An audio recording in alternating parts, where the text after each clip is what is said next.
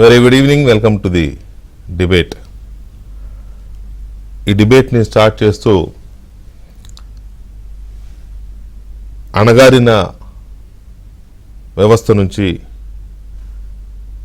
ఇవాళ ఒక రకంగా దాదాపు 40 దశాబ్దాల కళను సాకారం చేసుకున్న 2 తెలుగు రాష్ట్రాల్లోని మాదిగ సోదరులకు, అలాగే దేశవ్యాప్తంగా ఉన్న వివిధ పేర్లతో ఉన్న అలాంటి ఎస్సీలోని ఆ వర్గాల సామాజిక వర్గాల సోదరులకు హార్దిక శుభాకాంక్షలు. ఎందుకంటే ఇది చిన్న ఉద్యమం కాదు, ఆషామాషి ఉద్యమం కాదు. ఏవో విప్లవోద్యమాలు వచ్చినాయి, ఎన్నెన్నో ఉగ్రవాదులు చూసాం, తీవ్రవాదులను చూసాం, వేర్పాటువాదాలు చూసాం. కానీ అణగారిన వర్గాలు ఉద్యమాలు చేస్తే ఆదిలోనే అణిచివేసే ఈ సమాజంలో ఎన్ని అణిచివేతలున్నా, ఎన్ని అవమానాలు ఎదురైనా, ఎంత దారుణమైన నిర్బంధం ఎదురైనా, ఎన్ని ప్రలోభాలు పెట్టినా తొణకక బెనకక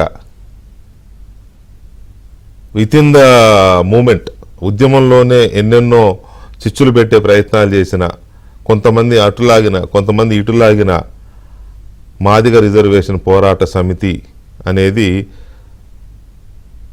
చెక్కు చెదరకుండా చివరికి ఇవాళ సుప్రీంకోర్టు రాజ్యాంగ ధర్మాసనం దానికి ఒక సాధికారత కల్పిస్తూ వర్గీకరణ కరెక్ట్ అని చెప్పేంత వరకు ఆ ఉద్యమం సాగిన ఉద్యమ ప్రస్థానం నిజంగా తలుచుకుంటే చాలా ఇదిగా, అంటే మాలాంటి వాళ్ళం బయట నుంచి చూసిన మాలాంటి వాళ్ళకే ఒక రకమైన పులకింత అనిపిస్తుంది. ఇక ఆ ఉద్యమంలో పాల్గొని ఎంతో ఆశతో, ఎంతో పట్టుదలతో ఉద్యమం చేసిన ఉద్యమకారులు, మాదిగ సోదరులు, మాదిగ ఉపకులాల సోదరులు, వాళ్ళు ఇంకెంత ఆనందంగా ఉన్నారో ఇవాళ చెప్పాలంటే, మాటలు చెప్పాలంటే కష్టం. అయితే ఈ ఉద్యమానికి ఎందుకింత బలం వచ్చింది? చాలా ఉద్యమాలు వచ్చినాయి, మగలో పుట్టాయి, పువ్వులో పోయాయి, ఎన్నెన్నో వస్తూ ఉంటాయి, ఎన్నెన్నో పోతూ ఉంటాయి. కానీ ఈ నిబద్ధత సాధించేంత వరకు వదలని పట్టుదల సుప్రీంకోర్టు ఒకసారి కొట్టేసింది. కేంద్ర ప్రభుత్వాలు వేసిన కమిషన్లు, రిపోర్ట్లు ఇచ్చినా కూడా అమలు కాల. కానీ ఎక్కడో ఒక చిన్న ఆశ, ఆ మినుకు మినుకు అంటున్న ఆశ దీపం ఆరిపోకుండా ఇవాళ ఉత్తుంగ తరంగమై ఎగిసిపడుతోంది. ఆనాడు మోగిన మాదిగ డప్పు, దండోరా పేరుతో మోగిన మాదిగ డప్పు ఇవాళ దేశమంతా దద్దరిల్లుతోంది, మారుమోగుతోంది. నిజానికి దళిత హక్కుల కోసం ఎన్నో ఉద్యమాలు వచ్చాయి. ఎంతోమంది చాలా నికార్సైన దళిత నాయకులు చాలా ఉద్యమాలు చేశారు. అందులో కొన్ని నెరవేరాయి, కొన్ని మధ్యలోనే ఆగిపోయాయి రకరకాల కారణాల వల్ల. అది బలహీనపడడం వల్ల కావచ్చు, లేకపోతే ప్రలోభాల వల్ల కావచ్చు, ఒత్తిళ్ల వల్ల కావచ్చు. కానీ ఈ పర్టికులర్ ఈ ఉద్యమాన్ని గురించి చెప్పాలంటే తీవ్రమైన అంటరానితనం, అస్పృశ్యత, ఇప్పుడు అనుకుంటున్నాం మనం లేవని, ఇప్పటికీ ఉన్నాయి.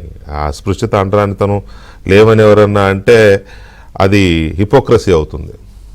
ఉన్నాయి, అక్కడక్కడ ఉన్నాయి. కాకపోతే ఒక 35 ఏళ్ల క్రితం నాటి పరిస్థితి, 40 ఏళ్ల క్రితం నాటి పరిస్థితి మనం చూస్తే చాలా ఎక్కువ ఉంది గ్రామాల్లోనే కదా, పట్టణాల్లో కూడా ఉంది. ఫర్ దట్ మ్యాటర్ ఉద్యమ సంస్థల్లో కూడా, ఉద్యమ వ్యవస్థల్లో కూడా, వామపక్ష విప్లవ పార్టీలో కూడా అస్పృశ్యత ఉంది అనేది వాస్తవం. ఆనాడు పర్టికులర్గా గిరిజన, ఎస్సీ, పర్టికులర్గా మాదిగ, మాల ఇటువంటి కులాలకు వాళ్ళు చెప్పుకోవడానికే సిగ్గుపడే పరిస్థితి. మనల్ని పక్కన పెడతారేమో చెప్పుకుంటే, లేకపోతే స్కూల్లోనో, లేకపోతే ఇంకొక సభలోనో, లేకపోతే ఇంకొక వేరే ప్రాంతంలో ఎక్కడికైనా వెళ్ళి మేము మాదిగలం, మేము మాలం అని చెప్పుకుంటే మనల్ని ఏమైనా తక్కువ చేస్తారేమో యూనివర్సిటీలో కూడా. అందుకని వీలైనంత వరకు చెప్పకుండా దాచుకోవడం, పేరు చెప్పకుండా, కులం పేరు లేకపోతే వేరే కులం పేరు చెప్పుకుని ఇది చేసుకునే ఆ పరిస్థితుల్లో ఒక వ్యక్తి నేను మాదిగా అని చెప్పి రొమ్ము విరుచుకొని రోడ్ల మీదకి రావడం అనేది ఒక రకంగా అది దాన్ని ఏమనాలో కూడా అర్థం కాని పరిస్థితి. నేను మాదిగా అని చెప్పుకుంటూ పేరు పక్కన మాదిగా తగిలించుకొని మొత్తం మాదిగలందరూ పేరు పక్కన మాదిగా తగిలించుకునేలా ఒక జెండా, మాదిగ జెండా ఎగరేసిన మాదిగ ఉద్యమ సూర్యుడు మందకృష్ణ మాదిగ మనతో లైవ్లో ఉన్నారు. కృష్ణమాది గారు నమస్తే. నమస్కారం బ్రదర్, నమస్తే. బాగున్నారు కదా? బాగున్నాను కదా. చాలా హ్యాపీగా ఉంది ఇవాళ, ఎందుకంటే మీ పాదయాత్ర మొదటి నుంచి మేము కొద్దిగా ఫాలో అయిన వాళ్ళం. కొంత దూరం మీతో కూడా కులాలు ఇక్కడ కాదు కానీ ఆ ఉద్యమ స్ఫూర్తిని చూసిన వాళ్ళం కదా. ఇనీషియల్గా మధ్యలో చాలా అవరోధాలు వచ్చినాయి, మిమ్మల్ని చాలా అవమానించిన వాళ్ళు ఉన్నారు, చాలా జరిగినాయి. అవన్నీ తర్వాత మాట్లాడతాం. కానీ ఇనీషియల్గా ఇవాళ ఆ తీర్పు రాగానే మీకేమనిపించింది?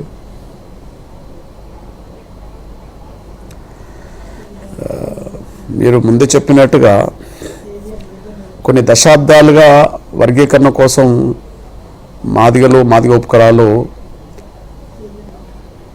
పోరాటం చేస్తున్నారు. ఈ పోరాటంలో మీరు అన్నట్టుగా అన్ని వైపుల నుంచి అడ్డంకులు ఎదురైనాయి, కుట్రలు జరిగినాయి, నిర్బంధాలు జరిగినాయి, అవమానాలు జరిగినాయి, చనిపోయిన సందర్భాలు కూడా వచ్చినాయి. అయినప్పటికీ ఉద్యమం నిలదొక్కుని ముందుకు సాగింది. దానికి కారణం వర్గీకరణ ద్వారా తప్ప మరో మార్గం గుండా జాతిని బాగు చేసుకోలేమనే అభిప్రాయం బలంగా ఉండడం వల్ల. బలంగా ఉండడానికి కారణం గత ప్రభుత్వాలు వేసిన కమిషన్ల అభిప్రాయాల వల్ల, నిర్ణయాల వల్ల. ఉదాహరణకు లాల్ బహదూర్ శాస్త్రి గారు ప్రధానమంత్రిగా ఉన్న సమయంలో లోకూర్ కమిటీ పడ్డది. వర్గీకరణ లేకపోవడం వల్లనే మాదిగలకు అన్యాయం జరిగింది అనేది రికార్డు చెప్పేసింది. పెద్దలు చంద్రబాబు నాయుడు గారు ఉమ్మడి ఆంధ్రప్రదేశ్ ముఖ్యమంత్రి ఉన్న కాలంలో జస్టిస్ రామచంద్రరాజు కమిషన్ పడ్డది. వర్గీకరణ ఖచ్చితంగా అవసరం ఉన్నదనే విషయాన్ని గ్రహించకపోతే మాదిగలకు న్యాయం ఏ విషయంలో చేయలేరని చెప్పి స్పష్టం చెప్పేసింది. మన్మోహన్ సింగ్ గారు ప్రభుత్వం చేసిన జస్టిస్ ఉషా మేరా కమిషన్ ఉన్నది. వర్గీకరణ ద్వారా తప్ప మరో మార్గం లేదు మాదిగలకు న్యాయం చేయడానికి అని చెప్పేసింది. అంటే బీసీలో వర్గీకరణ ఉండడం వల్ల ఏ కులానికి రావాల్సిన అవకాశాలు ఆ కులానికి దక్కుతున్నాయి.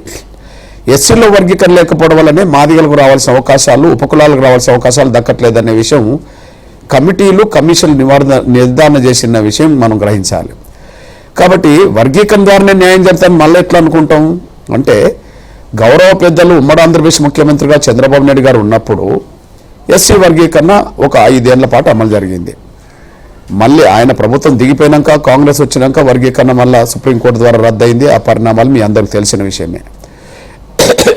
మరి వర్గీకరణ జరిగినప్పుడు మాత్రమే మాదిగలకు వేలాది ఉద్యోగ అవకాశాలు వచ్చినాయి కదా, ఉన్నత విద్యా అవకాశాల్లో మాదిగలకు న్యాయమైన వాటా దక్కింది కదా. అంతకుముందు ఒక మెడికల్ కాలేజీలో వర్గీకరణ జరగని కాలంలో, అంటే చంద్రబాబు నాయుడు గారి ప్రభుత్వం వర్గీకరణ చేయని కాలం కంటే ముందు, తర్వాత కూడా మరి 15 అవకాశాలు, విద్యా అవకాశాలు ఉన్న కాడ, ఓ మెడికల్ సీట్లు, ఇంజనీరింగ్ సీట్లు, లాయర్ సీట్లు ఇవన్నీ ఉన్న కాడ 15లో 1-2 మాత్రమే వచ్చినట్టుగా నిర్ధారణ జరిగింది. కానీ వర్గీకరణ జరిగిన కాలంలో 15లో 7-8 వచ్చినట్టుగా నిర్ధారణ జరిగింది. అంటే వర్గీకరణ లేకపోతే మేము 1 కార్డు ఉంటున్నాం లేదా 2 కార్డు ఉంటున్నాం, వర్గీకరణ జరిగితే మాకు 7-8 అవకాశాలు వస్తున్నాయి. 50 ఏళ్లలో మాకు వచ్చిన ఉద్యోగాలు 20,000 వర్గీకరణ లేకపోవడం వల్ల. కానీ చంద్రబాబు నాయుడు గారి ప్రభుత్వం వర్గీకరణ చేసిన కాలంలో 5 ఏళ్ల లోపే వర్గీకరణ అమలు జరిగింది, 22,000 ఉద్యోగాలు వచ్చినాయి. అంటే 50 ఏళ్లకు సమానమైన అవకాశాల కంటే ఇంకా అధికంగా వచ్చినాయి కదా వర్గీకరణ ద్వారా. అంటే వర్గీకరణ సాధిస్తే తప్ప మాకు భవిష్యత్తు లేదనే విషయం కమిషన్ చెప్పింది. ఎంత నిజమో చంద్రబాబు నాయుడు ప్రభుత్వంలో వర్గీకరణ అమలు జరిగిన కాలంలో మాకు జరిగిన మేలు అది సాక్ష్యంగా నిలబడ్డది. మరి పరిష్కారం వర్గీకరణే తప్ప మాకు మరో మార్గం లేనప్పుడు మరి మా జాతి భవిష్యత్తు కోసం మేము అవమానాలు పడాల్సిన సమయంలో అవమానాలు పడ్డాం, దెబ్బలు పడాల్సిన సమయంలో దెబ్బలు పడ్డాం, జైలుకి వెళ్ళాల్సిన సమయంలో జైలుకి వెళ్ళాం, కొంతమంది బిడ్డలు ప్రాణాలు కోల్పోయే సమయంలో ప్రాణాలు కోల్పోయినరు. మీరు అందరూ చూశారు. ఒక సామాజిక ఉద్యమం, ఇన్ని ఆటుపోట్లు ఎదుర్కొన్న ఒక సామాజిక ఉద్యమం దేశంలో మన తెలుగు రాష్ట్రాల్లో ఎంఆర్పిఎస్ మాత్రమే. ఎంఆర్పిఎస్ మీద కుట్రలు జరిగినాయి, నిర్బంధం జరిగింది, చీల్చే ప్రయత్నాలు జరిగినాయి, మీరే ఒప్పుకున్నారు. ఒక మాటలు చెప్పాలంటే ఎంఆర్పిఎస్ను బలహీనం చేయడానికి ఎన్ని చేయాలో అన్ని చేయాలని ప్రయత్నం చేశారు. కానీ మా సంకల్ప బలం గొప్పది. ఎందుకు? మా జాతికి మేలు జరగాలంటే వర్గీకరణ సాధించడం తప్ప మరో మార్గం లేదు. కాబట్టి జాతికి మేలు జరగాలంటే అదే తప్ప మరో మార్గం లేదన్నప్పుడు దానికోసం కష్టపడాల్సిందే. మధ్యలో నిందలు వచ్చినాయా, బెదిరింపులు వచ్చినాయా, అవకాశాలు వచ్చినాయా, నిర్బంధం వచ్చిందా, వాటన్నిటిని పట్టుకొని కూర్చుంటే ఇంట్లో ఉంటే న్యాయం జరగదు కదా, పోరాటం చేయలేం కదా. కాబట్టి నేను కారణాలుగా చెప్తున్నా. కాదు, ఉద్యమం ప్రారంభించినప్పుడు మీ వయసు ఎంత? ఇవాళ మీ వయసు ఎంత? ఉద్యమం ప్రారంభించిన 94లో నా వయసు 29 సంవత్సరాలు. ఇప్పుడు జడ్జిమెంట్ వచ్చిన ఈ సమయంలో నాది 59 సంవత్సరాలు. జూలై 7, 94లో ఎంఆర్పిఎస్ ఏర్పడ్డది. మొన్న జూలై 7, 2024 మొన్న 30 ఏళ్ళ ఎంఆర్పిఎస్ ఆవిర్భావ దినోత్సవాన్ని జరుపుకున్నాం. అంటే 29 సంవత్సరాల వయసు అప్పుడు ఎంఆర్పిఎస్ ఏర్పడితే మరో 30 సంవత్సరాలు జాతి కోసం, ఉద్యమం కోసం మేము వెచ్చించాల్సి వచ్చేసింది. అయినా మేము గర్వపడుతున్నాం. ఎందుకంటే కొన్ని వేల సంవత్సరాలు అందులో సమస్య లేదు. అసలు ఈ ఉద్యమం ఒక రకంగా మీరు చేసిన ఈ ఉద్యమం జరుగుతున్న ఉద్యమాలకి, భవిష్యత్తులో ఉద్యమాలు చేయాలనే అనుకునే వాళ్ళకి డెఫినెట్గా ఇది ఒక మార్గదర్శనం అవుతుంది. అందులో సందేహం లేదు. ఏదో వచ్చేసి చేద్దాము అనుకొని 4 రోజులు చేసి 5వ రోజు ఎవరినో బ్లాక్మెయిల్ చేసేసి ఆ పని అది కాలే. మీరు ఎక్కడా కూడా సరే మీ మీద ఎవరైనా విమర్శలు చేయొచ్చు, రకరకాలు చేయొచ్చు, కానీ మీరు ఎప్పుడు అటువంటి వాటికి పోలే. లేకపోతే ఈ పాటికి మీరు ఎంపీ అయ్యేవాళ్ళు, ఎమ్మెల్సీలు అయ్యేవాళ్ళు, ఇంకేమన్నా కావచ్చు. బట్ మీరు ఆ జోలికి పోలే. ఎంతమంది నాయకులు, చంద్రబాబు నాయుడు గారు కావచ్చు, రాజశేఖర రెడ్డి గారు కావచ్చు, మీరు వికలాంగులు చిన్నారులకు ఆపరేషన్ల వ్యవహారం తలపెట్టినప్పుడు రాజశేఖర రెడ్డి గారు బాగా దగ్గర ఉండేవారు. చంద్రబాబు నాయుడు గారు ఇంకా ఇది. సో ఇలాంటివి మొన్న మోడీ గారు. కానీ ఎక్కడా కూడా మీకున్న పరపతిని, ఆ పరిచయాలను మిస్యూజ్ చేసిన ఇది నేనైతే చూడలే. మన ఇద్దరికి చాలా దగ్గరి సన్నిహితమైన సంబంధం ఉంది. కృష్ణ గారు, భయ్యా కృష్ణ, మీరు ములుగు నుండి వచ్చిన వాళ్ళు, నేను ఉమ్మడి వరంగల్ జిల్లా నుండి వచ్చిన. నువ్వు అక్కడ ఒక స్థానిక రిపోర్టర్గా ఉన్న కాడ నుంచి వాళ్ళ రాష్ట్రంలో ఒక కీలకమైన రిపోర్టర్గా మీరు ఎదిగారు. అట్లనే ఉద్యమం కూడా అట్లనే ఎదిగింది. మేము ఒకటే అనుకున్నాము కృష్ణ గారు, బ్రదర్, ఏమనుకున్నామంటే మీరు అన్నట్టుగా ఉద్యమాన్ని ముందుకు తీసుకెళ్లే క్రమంలో బెదిరింపులు వచ్చినాయి, సరే నిర్బంధం వచ్చింది. ఇవన్నీ పాలకులు లేదా కొంతమంది చేసే పనులు చేశారు, అది పక్క పెట్టండి, ఎదుర్కోవాల్సి వచ్చింది, ఎదుర్కొంటాం. కానీ అవకాశాలకు ఎందుకు దూరమైనామంటే, వ్యక్తిగతంగా ఎందుకు దూరం కావాల్సి వచ్చిందంటే, ఒక అవకాశం వస్తే నేను, నా కుటుంబం, నా చుట్టూ ఉన్న 100 మంది బాగుపడతారు. ఒక 5 ఏళ్ళు పదవులు ఉంటే అవకాశం వస్తాయి. కానీ ఈ విజయం సాధిస్తే 100 తరాలకు భవిష్యత్తు వస్తుంది. మరి చరిత్రలో మొదలైంది 100 తరాలకు భవిష్యత్తు కోసం జరిగిన ఉద్యమం అయినప్పుడు చిన్న చిన్న అవకాశాల కోసం మనం జారిపోతే ఒక జాతి భవిష్యత్తును మనం దెబ్బతీసిన వాళ్ళం అవుతాం కదా. అందువల్ల నాకు తెలిసి ఆ అవకాశాల కంటే ఈ జాతికి సాధించిన విజయమే నా జీవితంలో గొప్పది. అంతే, అంతకంటే కావాల్సింది. నేను ఇందాక చెప్పినట్టు నేను చాలాసార్లు చెప్తూ ఉంటాను మీ గురించి, మీతో కూడా 2-3 సార్లు అన్నా. కులం పేరు చెప్పుకోవడానికే సిగ్గుపడే రోజుల్లో, ఆ రోజుల్లో కాస్త అంటరానితనం, అస్పృశ్యత ఇటువంటి ఎక్కువ ఉన్న రోజుల్లో ఎస్సీలు, ఎస్టీలు ఇటువంటి వాళ్ళు చెప్పుకోవడానికి సిగ్గుపడుతున్న రోజుల్లో నేను మాదిగా అని పేరు పక్కన మాదిగా తగిలించుకుని బయటకు వచ్చే ఆ స్ఫూర్తి ఎక్కడి నుంచి వచ్చింది మీకు? ఇనీషియల్గా అది పెట్టుకున్నప్పుడు ఎలాంటి అనుభవాలు ఎదురైనాయి? అంటే నిజమే, మేము 94లో ఉద్యమం ప్రకాశం జిల్లాలో కొద్దిగా ప్రారంభించి ముందుకు తీసుకెళ్తున్న దశలో మాదిగాన్ని చెప్పుకోవడం కూడా కొంత నామోసుగానే భావించుకున్నారు. కొద్దిగా నేను సరే, ఏ కులం వివక్షత గురవుతుందో, ఏ కులం పేరైతే అవమానంగా చూస్తున్నారో ఆ కులానికే గుర్తింపు, గౌరవం దక్కాలంటే ఈ విషయం పరీక్షలో మనమే ముందు వరుసలో నిలబడాలని చెప్పి మనం పెట్టుకోవాల్సి వచ్చింది. ఆ పెట్టుకున్న క్రమంలో ప్రారంభంలో కొంత మనల్ని చూసి కూడా మన వాళ్ళే దూరంగా పోయిన రోజులు కూడా ఉన్నాయి. అవును. కానీ ఆ పేరు, ఆ ఉద్యమానికి ఒక రూపం వచ్చిన సమయంలో అందరూ కూడా మన అస్తిత్వం ఇందులోనే ఉన్నది, మన ఆత్మగౌరవం ఇందులోనే ఉన్నది, మన అస్తిత్వాన్ని మనం పనంగా పెట్టుకోవద్దు, మన ఆత్మగౌరవాన్ని మనమే దెబ్బతీసుకోవద్దు అనే చెప్పి మళ్ళా చైతన్యం పెరగడం వల్ల ఖచ్చితంగా ఈ ఉద్యమం అస్తిత్వపరంగా మళ్ళీ బలంగా నిలబడడానికి దారితీసింది. అది మొదటి ప్రయాణం. సో ఇక్కడ ఇంకొక అంశం ఏంటంటే, మీరు ఈ జర్నీ స్టార్ట్ చేసినప్పుడు, ఉద్యమ ప్రయాణం మీరు స్టార్ట్ చేసినప్పుడు మీతో కొద్దిమంది సహచరులు చేరారు ఆ రోజున. కొద్దిమంది అందరూ ఒకేసారి రారు కదా. మీరు కొన్ని అడుగులు వేసిన తర్వాత జిల్లాలు కదిలి వచ్చినాయి. అసలు మీరు ఒక సభ పెడితేనే ఆ రోజులు ఎవరు ఊహించలా. మాదిగా విశ్వరూప సభ అనేది పేరు పెట్టినట్టున్నారు మీరు ఫస్ట్ సభకి, నాకు గుర్తున్నంత వరకు. సో ఆ సహచరులు ఎంతమంది ఇవాళ బతికుండొచ్చు, లేదా వాళ్ళు వేరే మార్గాలు ఎన్నుకొని ఉండొచ్చు? ఎట్లా ఉంది మీ టీం, అప్పటి టీం?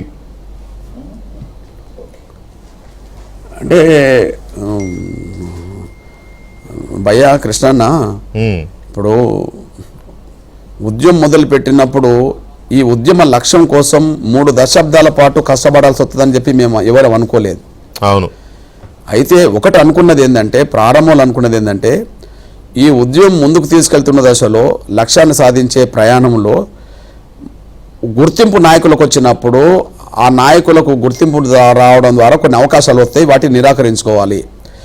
సేమ్ టైం మన జాతి న్యాయమైన పోటం చేస్తున్నప్పుడు కొన్ని పాలకుల మీద ఫైట్ చేయాల్సిన సమయంలో ప్రభుత్వాలు మనల్ని నిర్బంధం పెడుతుంటాయి, కేసులు పెడుతుంటాయి, దెబ్బతీయాలని ప్రయత్నం చేస్తుంటాయి. వాటిని మనం తట్టుకోవాలి. ఈ రెండింటికి మనం కట్టుబాటు ఉండి మనం ప్రయాణం చేస్తే లక్ష్యం సాధించడానికి అవకాశం ఉంటుంది. రేపు కాకపోతే ఎల్లుండి అని అనుకున్నాం. ఆ విధంగా మొదలుపెట్టిన లక్ష్యం, అనుకున్న ఉద్దేశం కోసం 30 ఏళ్ళు మనం పోటం చేశాం. ఇక ఈ 30 ఏళ్ళలో ఉన్నవాళ్ళు ఉన్నారు, జారిపోయేటోళ్ళు జారిపోయారు, అవకాశాల కోసం పోయేటోళ్ళు అవకాశాలు పోయారు. కాకపోతే ఈ ఉద్యమ ప్రస్థానంలో అలసిపోయిన వాళ్ళు కొంత ఇంటికాడ ఉండవచ్చు. ఏదేమైనా ఎంఆర్పిఎస్ ఉద్యమంలో ఒక విషయాన్ని మీరు గమనించండి. ఒక తరం నుంచి ఇంకొక నూతన తరం అందుకున్నది ఎంఆర్పిఎస్ ఉద్యమాన్ని. కరెక్ట్. మీకు ఒక విషయం చెప్తున్నాను. ఇవాళ భారతదేశంలో ఉన్నత విద్యావంతులు నడిపే ఉద్యమం ఏదైనా ఉన్నదంటే ఎంఆర్పిఎస్ఏ. కానీ అదే ఎంఆర్పిఎస్ నిరక్షరాస్యులతో ఏర్పడ్డది. ఇప్పుడు నేనే 10th క్లాస్ బ్రదర్. నాతో ఉన్న వాళ్ళందరూ అప్పుడు 10th, ఇంటర్ లేదా 6, 7వ తరగతి వాళ్ళు మాత్రమే అప్పుడు ఉన్నారు. అంతే. నాకు తెలిసి ఇంటర్ పాస్ అయిన వాళ్ళు కూడా ఎవరు లేరు. అంటే నిరక్షరాస్యుల కుటుంబం నుండి వచ్చిన వాళ్ళము, పేద కుటుంబం వచ్చిన వాళ్ళము ఉద్యమం మొదలుపెట్టాం. కానీ ఉద్యమం ఇప్పుడు ఎవరి చేతికి పోయిందో చెప్పనా? ఇవాళ మొన్న ప్రధానమంత్రి సభకు సభాధ్యక్షత వహించింది Munnangi Nagaraju, Andhra university PG PhD scholar. అతను ఓకే, కారంచేడు బిడ్డ, అతను విజయనగర్ కాలనీ. ఎంఆర్పిఎస్ తెలంగాణ రాష్ట్ర అధ్యక్షుడు గోవింద్ నరేష్, ఆయన ఉస్మానియా యూనివర్సిటీ. ఇప్పుడు నాగరాజు ఆంధ్ర యూనివర్సిటీ. అదే సమయంలో ఆంధ్రప్రదేశ్ ఎంఆర్పిఎస్ రాష్ట్ర అధ్యక్షుడు రుద్రపోగు సురేష్, ఆయన నాగార్జున యూనివర్సిటీ. వాళ్ళ ఎంఆర్పిఎస్లో మొత్తం 100% ఉన్నత విద్యావంతులే ఉన్నారు. మళ్ళీ అంటే నిరక్షరాస్యులతో మొదలైన ప్రయాణం దశల వారీగా ఎవరి చేతికి వెళ్ళింది ఉద్యమం అంటే, లక్ష్య సాధన కోసం వర్గీకరణ సాధిస్తే ఎవరికి ఫలాలు దక్కాలనుకుంటాయో వాళ్ళ చేతికి ఇప్పుడు వచ్చేసింది. అంటే ఉద్యమ పరిణామక్రమం చూడండి. అంటే జారిపోయేటోళ్ళు జారిపోవచ్చు, అవకాశవాదులైన వాళ్ళు అవకాశవాదులు కావచ్చు, లేదా కొద్దిగా నిస్పృహకు వచ్చిన వాళ్ళు కొంత వెనుకకు పోవచ్చు. అయినా ఉద్యమం తన లోటును భర్తీ చేసుకుంటూ ముందుకు సాగింది, మరింత బలమైన శక్తిగా ఎదిగింది. మీరు చూశారు. ఇప్పుడు నేను ఒక మాట అన్నాను, మీరు చూశారు. మీరు ఎక్కడి నుండి వచ్చారు? ములుగు నుండి వచ్చారు. ఇప్పుడు ఎక్కడున్నారు? హైదరాబాద్ కేంద్రంగా 2 తెలుగు రాష్ట్రాల్లో సుపరిచితుడైన ఒక పెద్ద రిపోర్టర్గా మీరు ఎదిగారు. అట్లనే ఎంఆర్పిఎస్ ప్రారంభంలో ఎక్కడ? ప్రకాశం జిల్లాలో ఒక మారుమూల గ్రామంలో ఏర్పడ్డది. కానీ ఇప్పుడు ఎక్కడున్నది? ఢిల్లీ నగరంలో ఉన్నది. దేశంలో చాలా రాష్ట్రాలకు విస్తరించింది. ఇవాళ భారతదేశంలో అతిపెద్ద సోషల్ మూమెంట్ ఏదన్నా ఉంటే ఎంఆర్పిఎస్ఏ. అంటే ఉద్యమం తమ లక్ష్యం కోసం విస్తరించాల్సి వచ్చింది, యుద్ధం చేయాల్సి వచ్చింది, ఒప్పించాల్సి వచ్చింది, మద్దతు ఇచ్చిన వాళ్ళకి మద్దతు ఇవ్వాల్సి వచ్చేసింది. మేము చంద్రబాబు నాయుడు గారు వర్గీకరణ చేసినప్పుడు ఆయనకు మద్దతు ఇవ్వలేదా? మళ్ళీ చేస్తామంటే మొన్నటి ఎన్నికల్లో మేము మద్దతు ఇవ్వలేదా?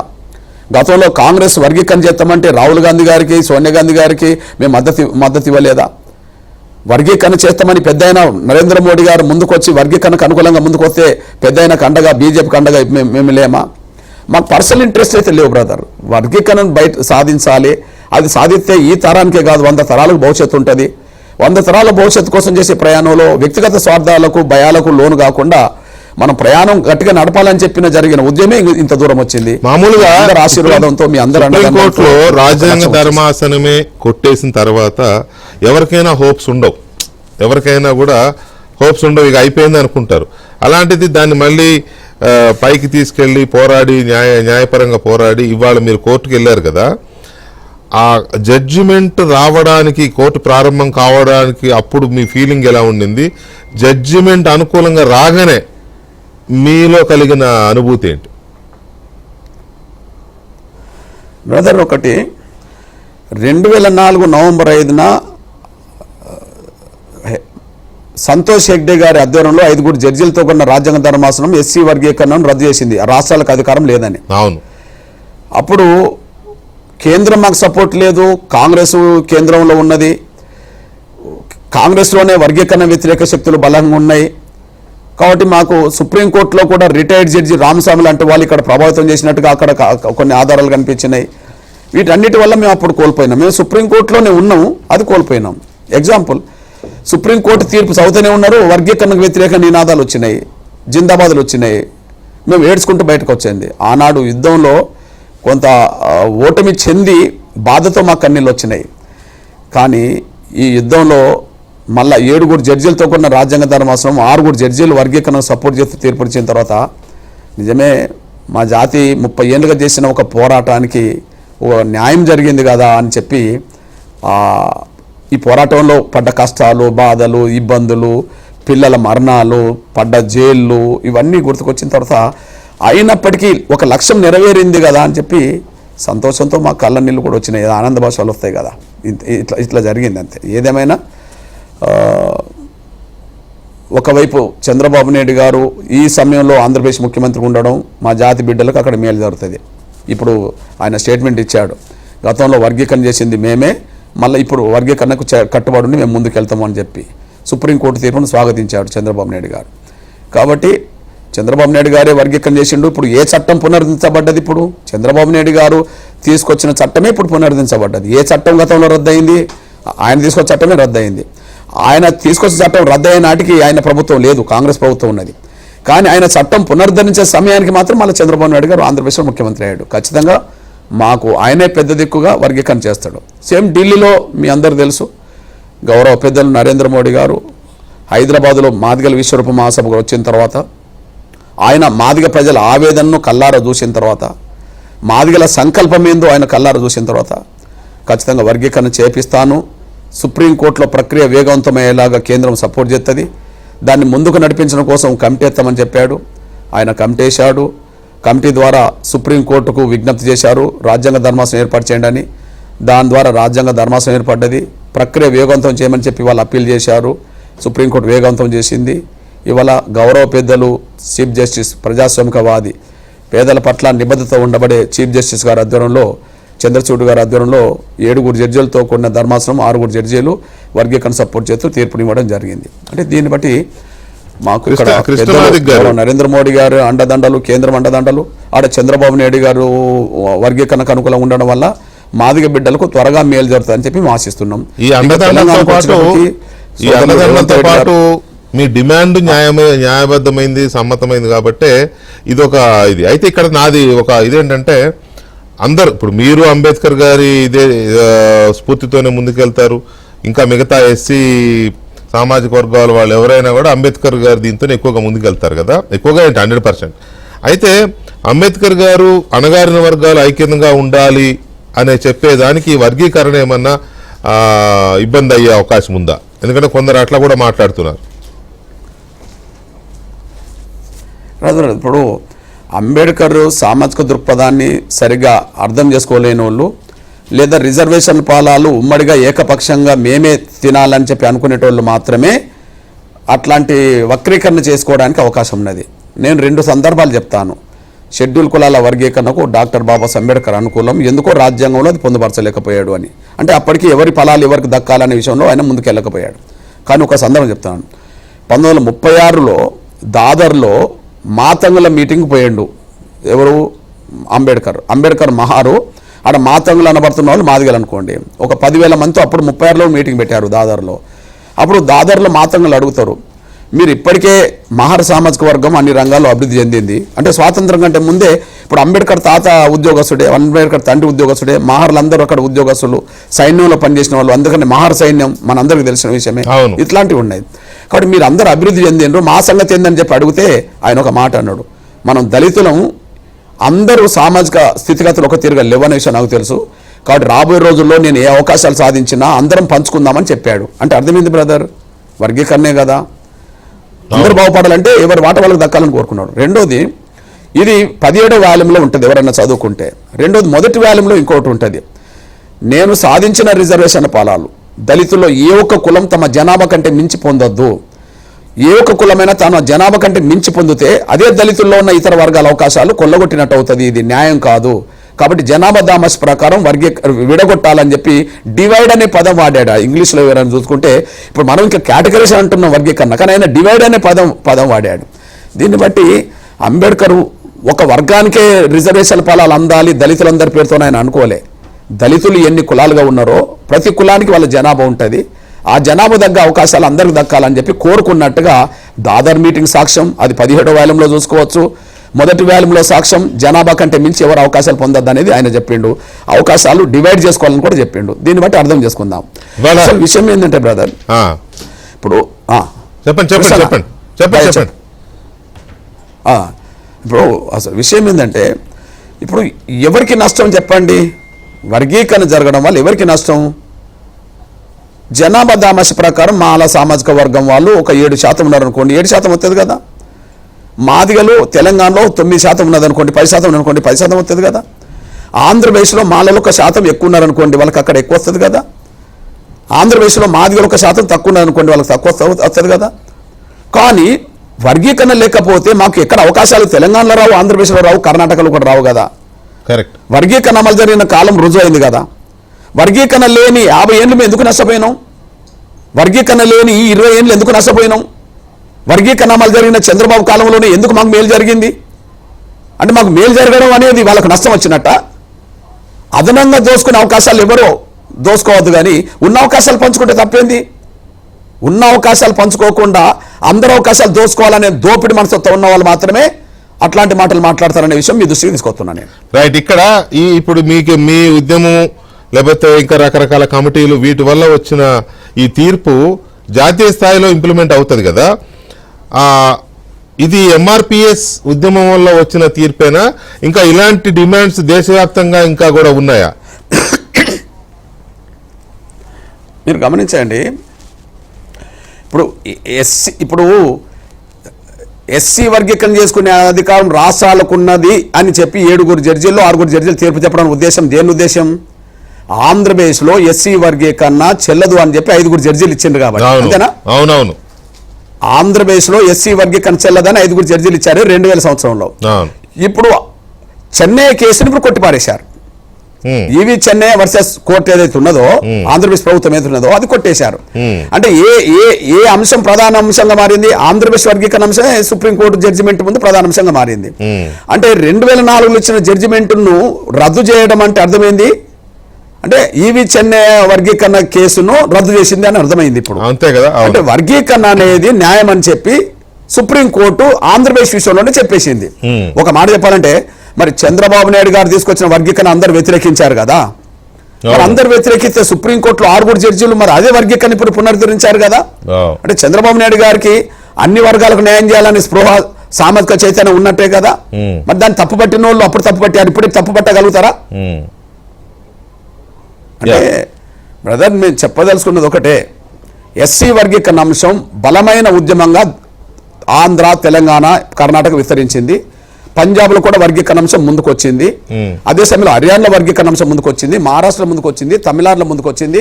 ఒక మాట చెప్పాలంటే మనం మొదలుపెట్టిన ఉద్యమం విస్తరణ మాత్రం దేశవ్యాప్తంగా అంటుకున్నది. ఇప్పుడు సుప్రీంకోర్టు జడ్జిమెంట్ అన్ని రాష్ట్రాలకు వర్తిస్తుంది.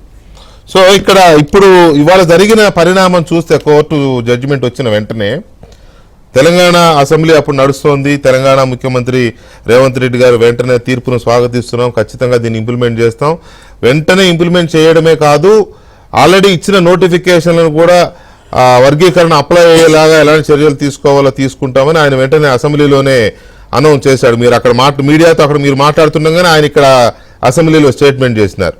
చంద్రబాబు నాయుడు గారు ఎట్లాగూ వర్గీకరణకు ముందు నుంచి ఆయన మద్దతు ప్రకటిస్తున్న ఆయన కూడా ఈవినింగ్ స్టేట్మెంట్ చేశారు. సో 2 తెలుగు రాష్ట్రాల్లోనూ వర్గీకరణ కోర్టు తీర్పు ప్రకారం అమలు కాబోతోంది. దేశంలో ఎన్ని రాష్ట్రాల్లో ఇది అమలయ్యే అవకాశం ఉంది? ఇంకా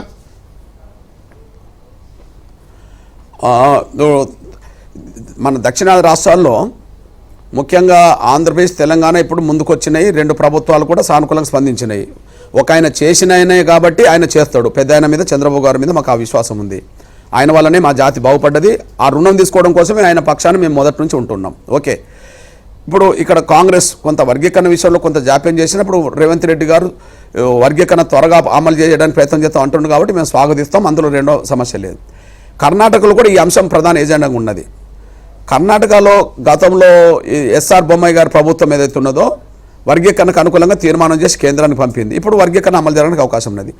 మొన్న ఈ సిద్ధరామయ్య గవర్నమెంట్ కూడా వర్గీకరణకు అనుకూలంగా తీర్మానం చేసింది. ఇప్పుడు సుప్రీంకోర్టు తీర్పు ప్రకారం వాళ్ళు ఇప్పుడు అమలు చేయాల్సి వస్తుంది. వాళ్ళు ఇప్పుడు తీర్మానం చేసి కేంద్రానికి పంపారు, ఇప్పుడు అమలు చేయాలి.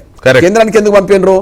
వాళ్ళ చేతులు అధికారం లేదనుకొని కేంద్రానికి పంపారు. ఇప్పుడు అధికారం రాష్ట్రాలకే ఉన్నదనే విషయం చెప్పినప్పుడు వాళ్ళు అమలు చేయాలి. అట్లనే తమిళనాడులో వర్గీకరణ కూడా అమలు చేస్తున్నారు. దాన్ని మరింత పటిష్టంగా అమలు చేయడానికి అవకాశం ఉంటుంది. దక్షిణాది రాష్ట్రాలు ఈ ప్రధాన ఎజెండాగా ఇప్పుడు ఉన్నాయి. మహారాష్ట్రలో ఈ డిమాండ్ ఉన్నది, ఆడ కమిటీ పడ్డది. అదే సమయంలో పంజాబ్లో ఈ వర్గీకరణ పోరాటం జరిగింది, వర్గీకరణ జరుగుతుంది. ఇప్పుడు ఈ సుప్రీంకోర్టు తీర్పు వాళ్ళకు వెంటనే వర్తిస్తున్నది, అది అమలు జరుగుతుంది. హర్యానాలో కూడా ఈ డిమాండ్ ఉన్నది, ఉత్తరప్రదేశ్లో కూడా ఈ డిమాండ్ ఉన్నది. ఒక మాట చెప్పాలంటే అంబేద్కర్ సాధించిన రిజర్వేషన్ ఫలాలు బ్రదర్ మా కృష్ణన్న, అంబేద్కర్ సాధించిన రిజర్వేషన్ ఫలాలు ప్రతి రాష్ట్రంలో ఒక 30, 40, 50 కులాలు ఉంటే 1-2 కులాలు మాత్రమే లబ్ధి పొందినట్టుగా చరిత్ర రికార్డ్ అయిపోయింది. ఇప్పుడు ఈ వర్గీకరణ అమలు చేసుకోవడం ద్వారా ఇప్పుడు దళితుల్లో ఉండబడే అన్ని కులాలకు మేలు జరిగే ఒక ప్రక్రియ ఇప్పుడు మొదలవుతుంది. అంటే అంబేద్కర్ సాధించిన రిజర్వేషన్ల ప్రక్రియ ఏదైతే ఉన్నదో, విధానం ఏదైతే ఉన్నదో ఇప్పుడు 2వ అడుగు వేయబోతుందని అర్థం. ఇప్పటి వరకు మీరు చూడండి, దాదాపు 1200 కులాలు ఉన్నాయని అనుకుంటే మొత్తం భారతదేశంలో నాకు తెలిసి 12 నుంచి 15 కులాలు మాత్రమే వాళ్ళ జనాభా కంటే మించి పొందినట్టుగా చరిత్ర రికార్డ్ అవుతుంది. ఇప్పుడు ఉదాహరణకు ఆంధ్రప్రదేశ్లో, తెలంగాణలో 59 షెడ్యూల్ కులాలు ఉంటే వాళ్ళ జనాభా కంటే మించి రిజర్వేషన్ ఫలాలు పొందిన కులంగా ఏం కులం వస్తుంది? ఒక మాలే వస్తూ ఉంటుంది. అంటే మిగతా కులాలకు న్యాయమైన వాట దక్కలేదన్నట్టు కదా. ఇట్లా ప్రతి రాష్ట్రంలో 40, 50 కులాలు, 60, 70 కులాలు ఉన్న కాడ 1-2 కులాలు మాత్రం లబ్ధి పొందినట్టుగా తమిళనాడులో ఉన్నది, మహారాష్ట్రలో ఉన్నది, కర్ణాటకలో ఉన్నది, పంజాబ్లో ఉన్నది, ఉత్తరప్రదేశ్లో ఉన్నది, అది అంతటా ఉన్నది. ఇప్పుడు ఏమవుతుంది? దళితుల్లో ఉండబడే ప్రతి కులానికి జనాభా పరంగా అవకాశాలు రావాలని తీర్పు చెప్పింది కనుక ఇప్పుడు అన్ని కులాలకు మేలు జరిగే ప్రక్రియ రేపటి నుంచి మొదలవుతుంది. అంటే అంబేద్కర్ సాధించిన రిజర్వేషన్ల విధానం ఏదైతే ఉన్నదో 2వ అడుగు వేయబోతుంది, అది వర్గీకరణ ద్వారా అనే విషయం మేము చెప్తున్నాం. రైట్. ఇక్కడ ఇంకొక ఇంపార్టెంట్ విషయం ఏంటంటే, మీ ఉద్యమం తొలినాళ్ళలోనే మద్దతు ఇచ్చి వర్గీకరణకి అనుకూలంగా చట్టం చేసిన చంద్రబాబు నాయుడు గారు అమలు చేస్తా అన్నారు తెలుగు రాష్ట్రంలో. అలాగే రేవంత్ రెడ్డి గారు వెంటనే అమలు చేస్తాం, ఆల్రెడీ ఇచ్చిన నోటిఫికేషన్లో కూడా దాన్ని అప్లై చేస్తామని చెప్పి ఆయన అన్నారు.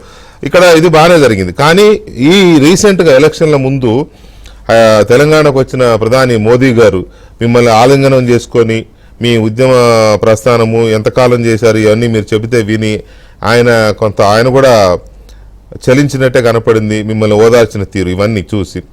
నేను అనుకుంటా డెఫినెట్గా కాస్త కేంద్ర ప్రభుత్వం కూడా ఈ వర్గీకరణ పట్ల సానుకూలంగా వాళ్ళ అఫిడవిట్లు అవి ఉండబట్టే జడ్జిమెంట్ కూడా కాస్త వర్గీకరణకు అనుకూలంగా వచ్చిందని నేను అనుకుంటున్నాం.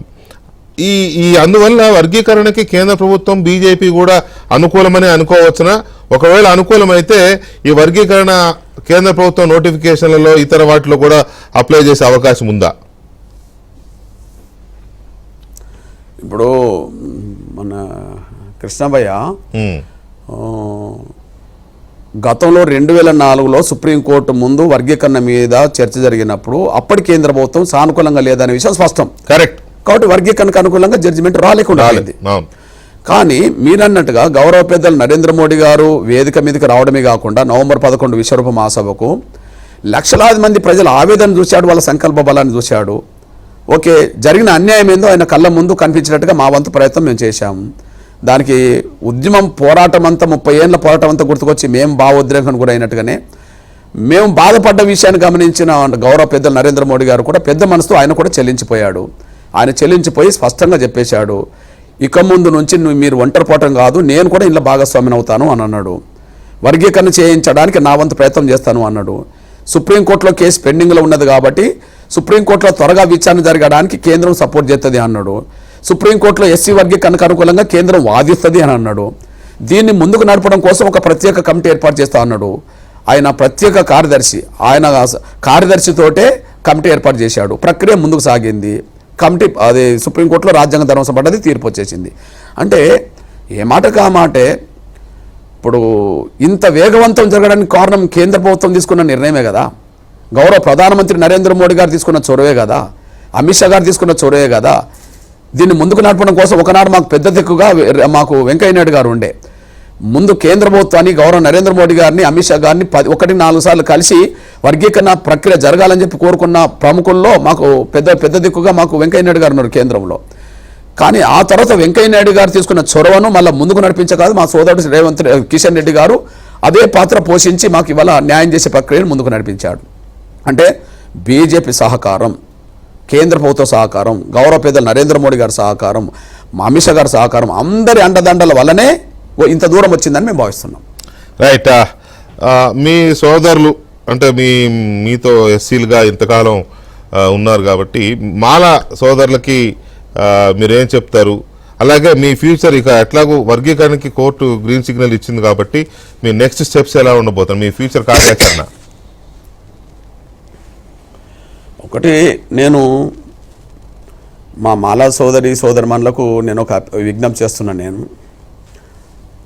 ఎస్సీ వర్గీకరణను కనుక 2004లో అడ్డుకోకపోతే, ఇప్పుడు చెప్పండి, సుప్రీంకోర్టు తీర్పు ఆ రోజు సుప్రీంకోర్టు తీర్పు వర్గీకరణ వ్యతిరేకంగా వచ్చింది. మేము ఆనాడే సుప్రీంకోర్టులోనే చెప్పాం ఈ తీర్పు అధర్మమైన తీర్పు అని చెప్పాం. అంటే తీర్పును మేము తప్పుపట్టాము అప్పుడు. మరి అదే తీర్పును చీఫ్ జస్టిస్ ఆధ్వర్యంలో 6 జడ్జీలు కూడా తప్పుపట్టారు కదా. అంటే ఆ రోజు వర్గీకరణ అడ్డుకోవడం న్యాయం కాదనే విషయం అర్థమైంది కదా. కానీ వర్గీకరణ అడ్డుకోవడం వల్ల మన దళిత వర్గాల శక్తి అంతా వర్గీకరణ చుట్టే తిరిగింది. ఇప్పుడు నేను ఉన్నాను, వర్గీకరణ గురించి 20 ఏళ్ళు మళ్ళా ప్రధాన పాత్ర పోషించాల్సిన పరిస్థితి వచ్చేసింది. కానీ అదే వర్గీకరణ అడ్డుకోకపోతే ఈ 20 ఏళ్లలో 2004 నుంచి 2024 వరకు 20 ఏళ్లలో దళిత వర్గాలకు సంబంధించిన ప్రయోజనాలను దృష్టి పెట్టుకొని దళిత వర్గాలు ఎక్కడ అన్యాయం గురవుతుండ్రు, ఏ విషయంలో అన్యాయం గురవుతుండ్రు, ఎక్కడ దెబ్బతింటుండ్రు, వాళ్ళ ప్రయోజనాలు ఎట్లా కాపాడిన విషయంలో ఉమ్మడి పోరాటాలన్నిటికీ చేసి మనం న్యాయం సాధించుకోవడానికి అవకాశం వచ్చేది కదా.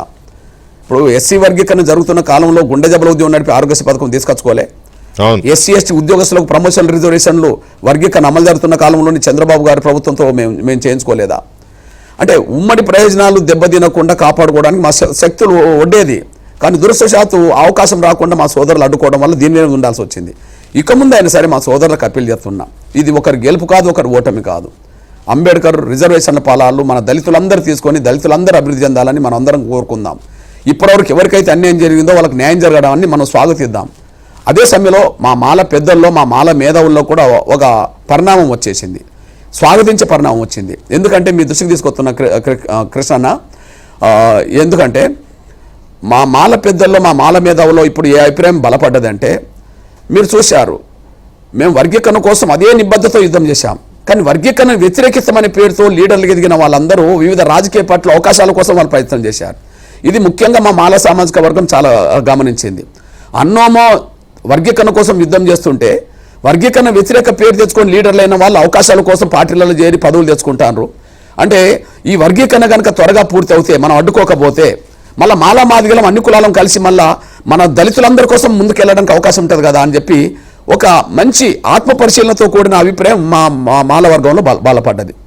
దానివల్లనే ఈరోజు వర్గీకరణ వ్యతిరేకమైన బలమైన ఉద్యమం లేకుండా ఇవాళ వర్గీకరణను కూడా మనసులో త్వరగా అయిపోవాలని కోరుకునే వాళ్ళ సంఖ్య పెరగడానికి దారితీసింది. అది నేను స్వాగతిస్తున్నా. మళ్ళీ కూడా నేను నా మాల పెద్దలకు, మాల మేధావులకు విజ్ఞప్తి చేస్తున్నా, ఈ దేశంలో దళిత వర్గాల గొంతుక బలంగా లేకుండా పోయింది. మనం అంబేద్కర్ కాలంలో లేము, ఒక్కడు నడిపాడు. జగ్జీవనం కాలంలో మనం చాలామందిని చూడలేదు. కాన్శీరామ్ గారిని చూశాం, ఆయన లేడు. మొన్నటి వరకు రామ్విలాస్ పాస్వాన్ మన పేరుతో కొంత దళిత వర్గాలకు ప్రతినిధిగా ఉండేవాడు, ఆయన లేడు. ఉన్న మాయావతి ఉత్తరప్రదేశ్ వరకే పరిమితమైంది, అక్కడ ఆమె కూడా కొంత వెనుకబడిపోతున్నది. కానీ దేశంలో దళిత వర్గాల సమస్యలు ఎజెండాకు వచ్చినప్పుడు బలంగా మాట్లాడే నాయకత్వం లేకుండా పోయింది, స్వతంత్ర భూమిక పోషించే నాయకత్వం లేకుండా పోయింది. దానివల్ల దళిత వర్గాల ప్రయోజనాలు దెబ్బతింటున్నాయి. కాబట్టి మాలాంటి వాళ్ళం, మీ సోదరుగా చెప్తున్నా, మాలాంటి వాళ్ళం స్వతంత్ర భూమిక పోషించడం కోసమే నిలబడతాం.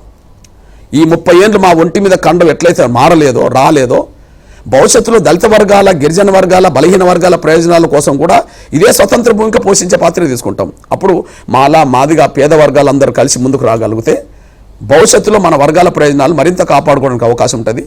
ఈ తీర్పును సహృదయంతో అర్థం చేసుకోవాలని నా మాల పెద్దలకు, విద్యావంతులందరికీ నేను విజ్ఞప్తి చేస్తున్నాను. రైట్. చరిత్రలో నిలిచిపోయే ఉద్యమం చేసి లక్ష్యాన్ని ముద్దాడి ఇవాళ మాదిగలకు, మాదిగ ఉపకులాలకు ఆశించిన ఫలితాలు అందేలాగా చివరి నిమిషం వరకు పోరాడి మీ జీవితకాలంలో చాలామంది బతికుండగా లక్ష్యాలను సాధించలేరు, ఆ ఫలాలు సాధించలేరు. కానీ మీరు చాలా ఆనందకరమైన విషయం ఇది. మీరు ఉండి అది చూస్తున్నారు. సో మీకు శుభాకాంక్షలు, అభినందనలు తెలియజేస్తూ thank you very much live షోలో పాల్గొన్నందుకు మందకృష్ణ మాదిగ గారు. Thank you. సో అది మందకృష్ణ మాదిగ గారి ఇనిషియల్ ఫీలింగ్స్, ఎమోషన్స్. ఇక రిజర్వేషన్ వర్గీకరణ, ఎంఆర్పిఎస్ వర్గీకరణ, మా ఎస్సీ వర్గీకరణ, వీటి మీద కోర్టు తీర్పు చెప్పింది కాబట్టి అవి రాష్ట్రాల్లో అమలైతే, పర్టికులర్గా తెలుగు రాష్ట్రాల్లో, అటు ఆంధ్రప్రదేశ్ కావచ్చు, తెలంగాణలో కావచ్చు, అమలైతే ఎలా ఉండే అవకాశం ఉంది, అమలైన తర్వాత రిజర్వేషన్లు కానీ లేకపోతే ఇతరత్ర అభివృద్ధి కార్యక్రమాలు కానీ, ఎస్సీ కార్పొరేషన్ ద్వారానో ఇంకా రకరకాల కార్పొరేషన్ ద్వారానో వచ్చే నిధులు కానీ, వాళ్ళ వాటాలు కానీ, అన్నిటికీ మించి అసలు ఈ అణగారిన వర్గాల మధ్య ఉండే ఈ ఈక్వేషన్స్ ఎలా ఉండబోతున్నాయి.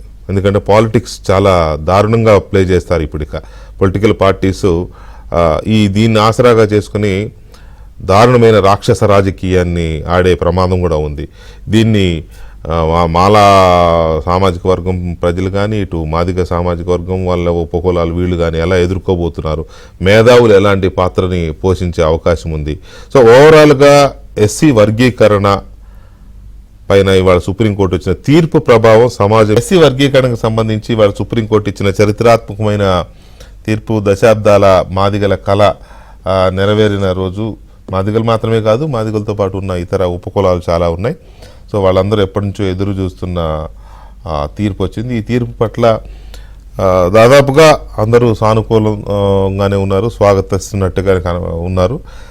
అక్కడక్కడ కొంతమంది నాయకులు, అంటే పర్టికులర్గా మాల సామాజిక వర్గానికి సంబంధించిన కొందరు నేతలు దీన్ని వ్యతిరేకిస్తున్నారు. దానివల్ల మళ్ళీ మాకు అన్యాయం జరుగుతుందనే ఒపీనియన్స్ రకరకాలుగా ఉన్నాయి.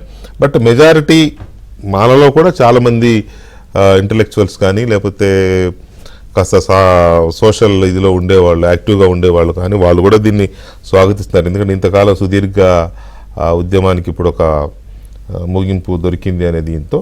సో దీని మీద మనం చర్చను చూస్తున్నాం. ఈ చర్చలో మనతో ప్రొఫెసర్ శ్రీపతి రాముడు గారు చర్చలో ఉన్నారు. అలాగే బాలకోటయ్య గారు, అమరావతి బహుజన జేఏసీ అధ్యక్షులు పోతుల బాలకోటయ్య గారు ఉన్నారు. అండ్ తెలుగుదేశం పార్టీ శాసనసభ్యులు, మాజీ ఐఏఎస్ అధికారి రామాంజనేయులు గారు కూడా మనతో చర్చలో పాల్గొంటున్నారు.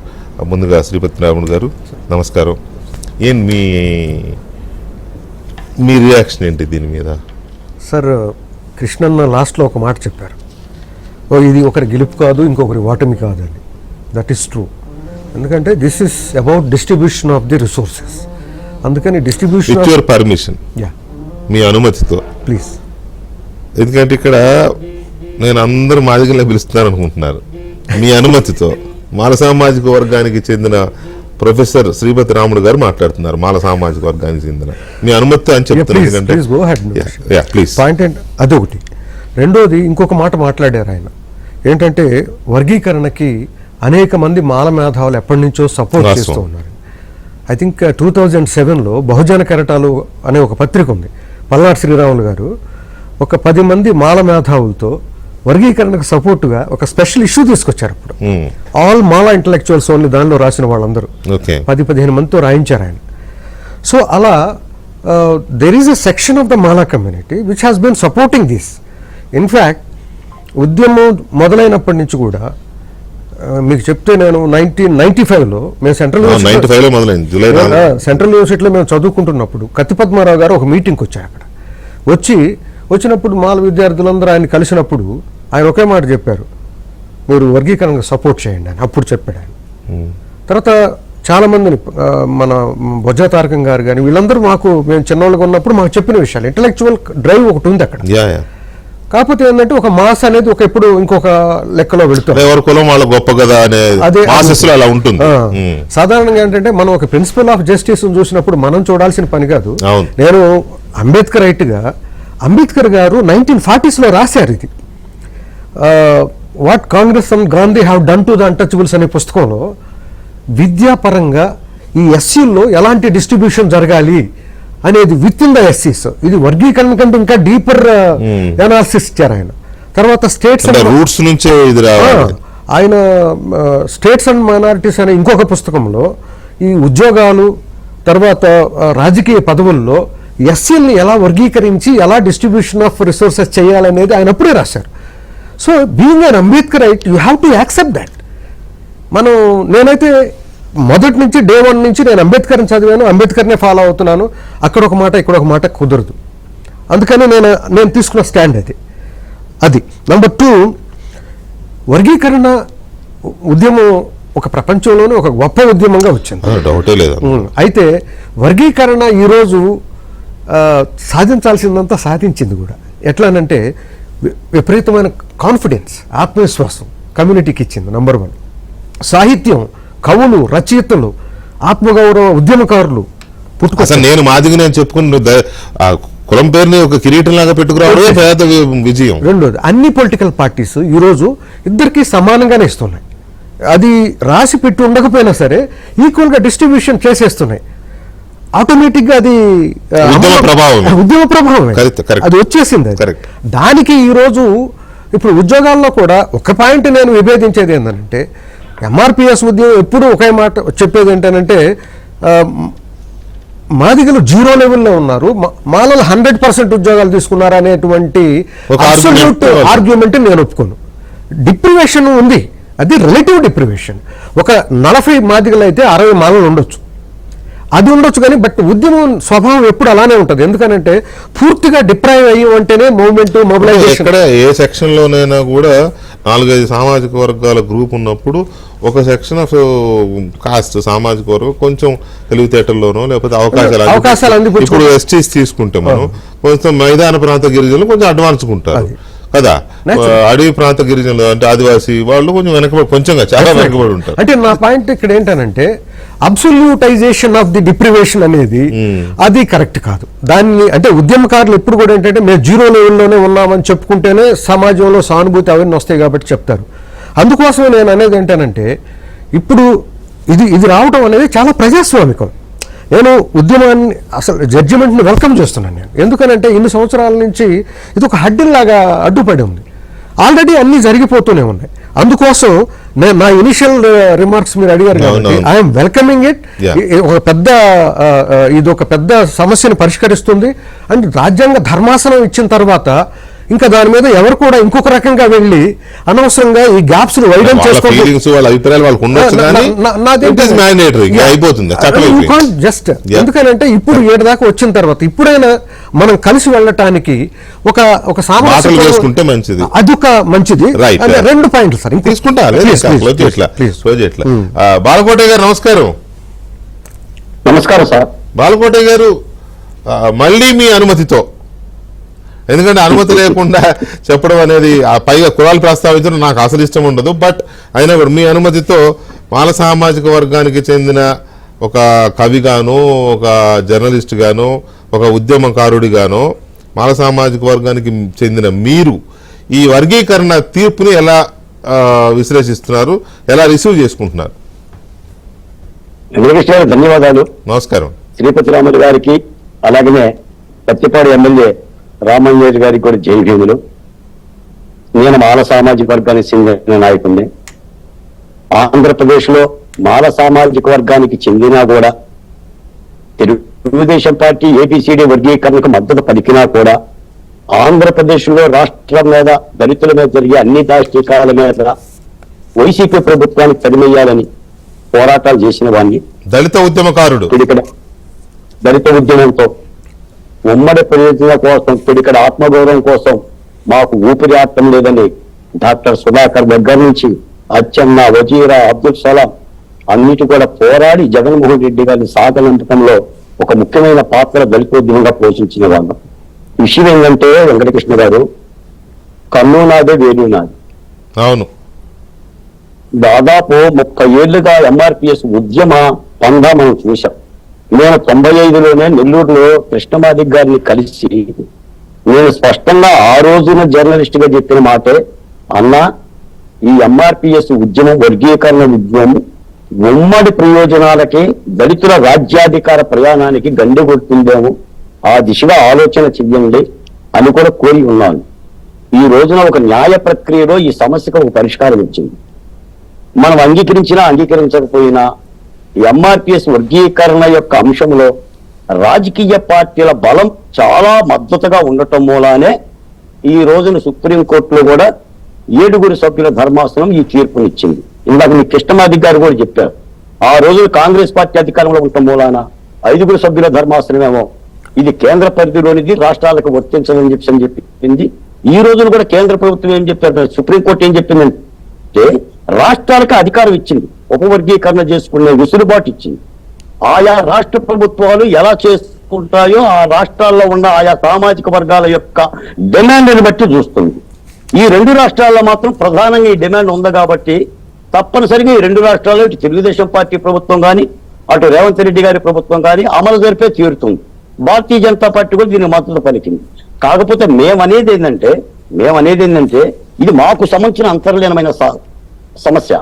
గతంలో జనరల్ గా ఐఏఎస్ ఐపీఎస్ దళిత కులాల్లో నుంచి వచ్చిన పెద్దలు వీళ్ళందరూ ఒక పద్ధతిలో కూర్చొని ఈ సమస్యకు ఒక పరిష్కారం కనుక చేసుకున్నట్టయితే ఈ డివిజన్ వచ్చేది కాదు. నిజంగా మీరు అన్నట్టుగా రేపు ఇది రాజకీయ రంగు బులుముకొని ఆయా రాష్ట్రాల్లో ఏ రాజకీయ పార్టీ ఏ కులానికి మద్దతు అనే పెద్ద ఎత్తున ఒక ఇబ్బందికరమైన వాతావరణం కూడా కలుగు చేస్తుంది. ఇంకో మాట కూడా ఏంటంటే ఇప్పుడు ఈ సుప్రీంకోర్టులో ఎంఆర్పిఎస్ ఏబిసిడి వర్గీకరణ అడిగితే ఎస్టీలకు కూడా వర్గీకరణ అనుమతి ఇచ్చారు. నిజంగా ఎస్టీల నుంచి ఆ డిమాండ్ లేదు.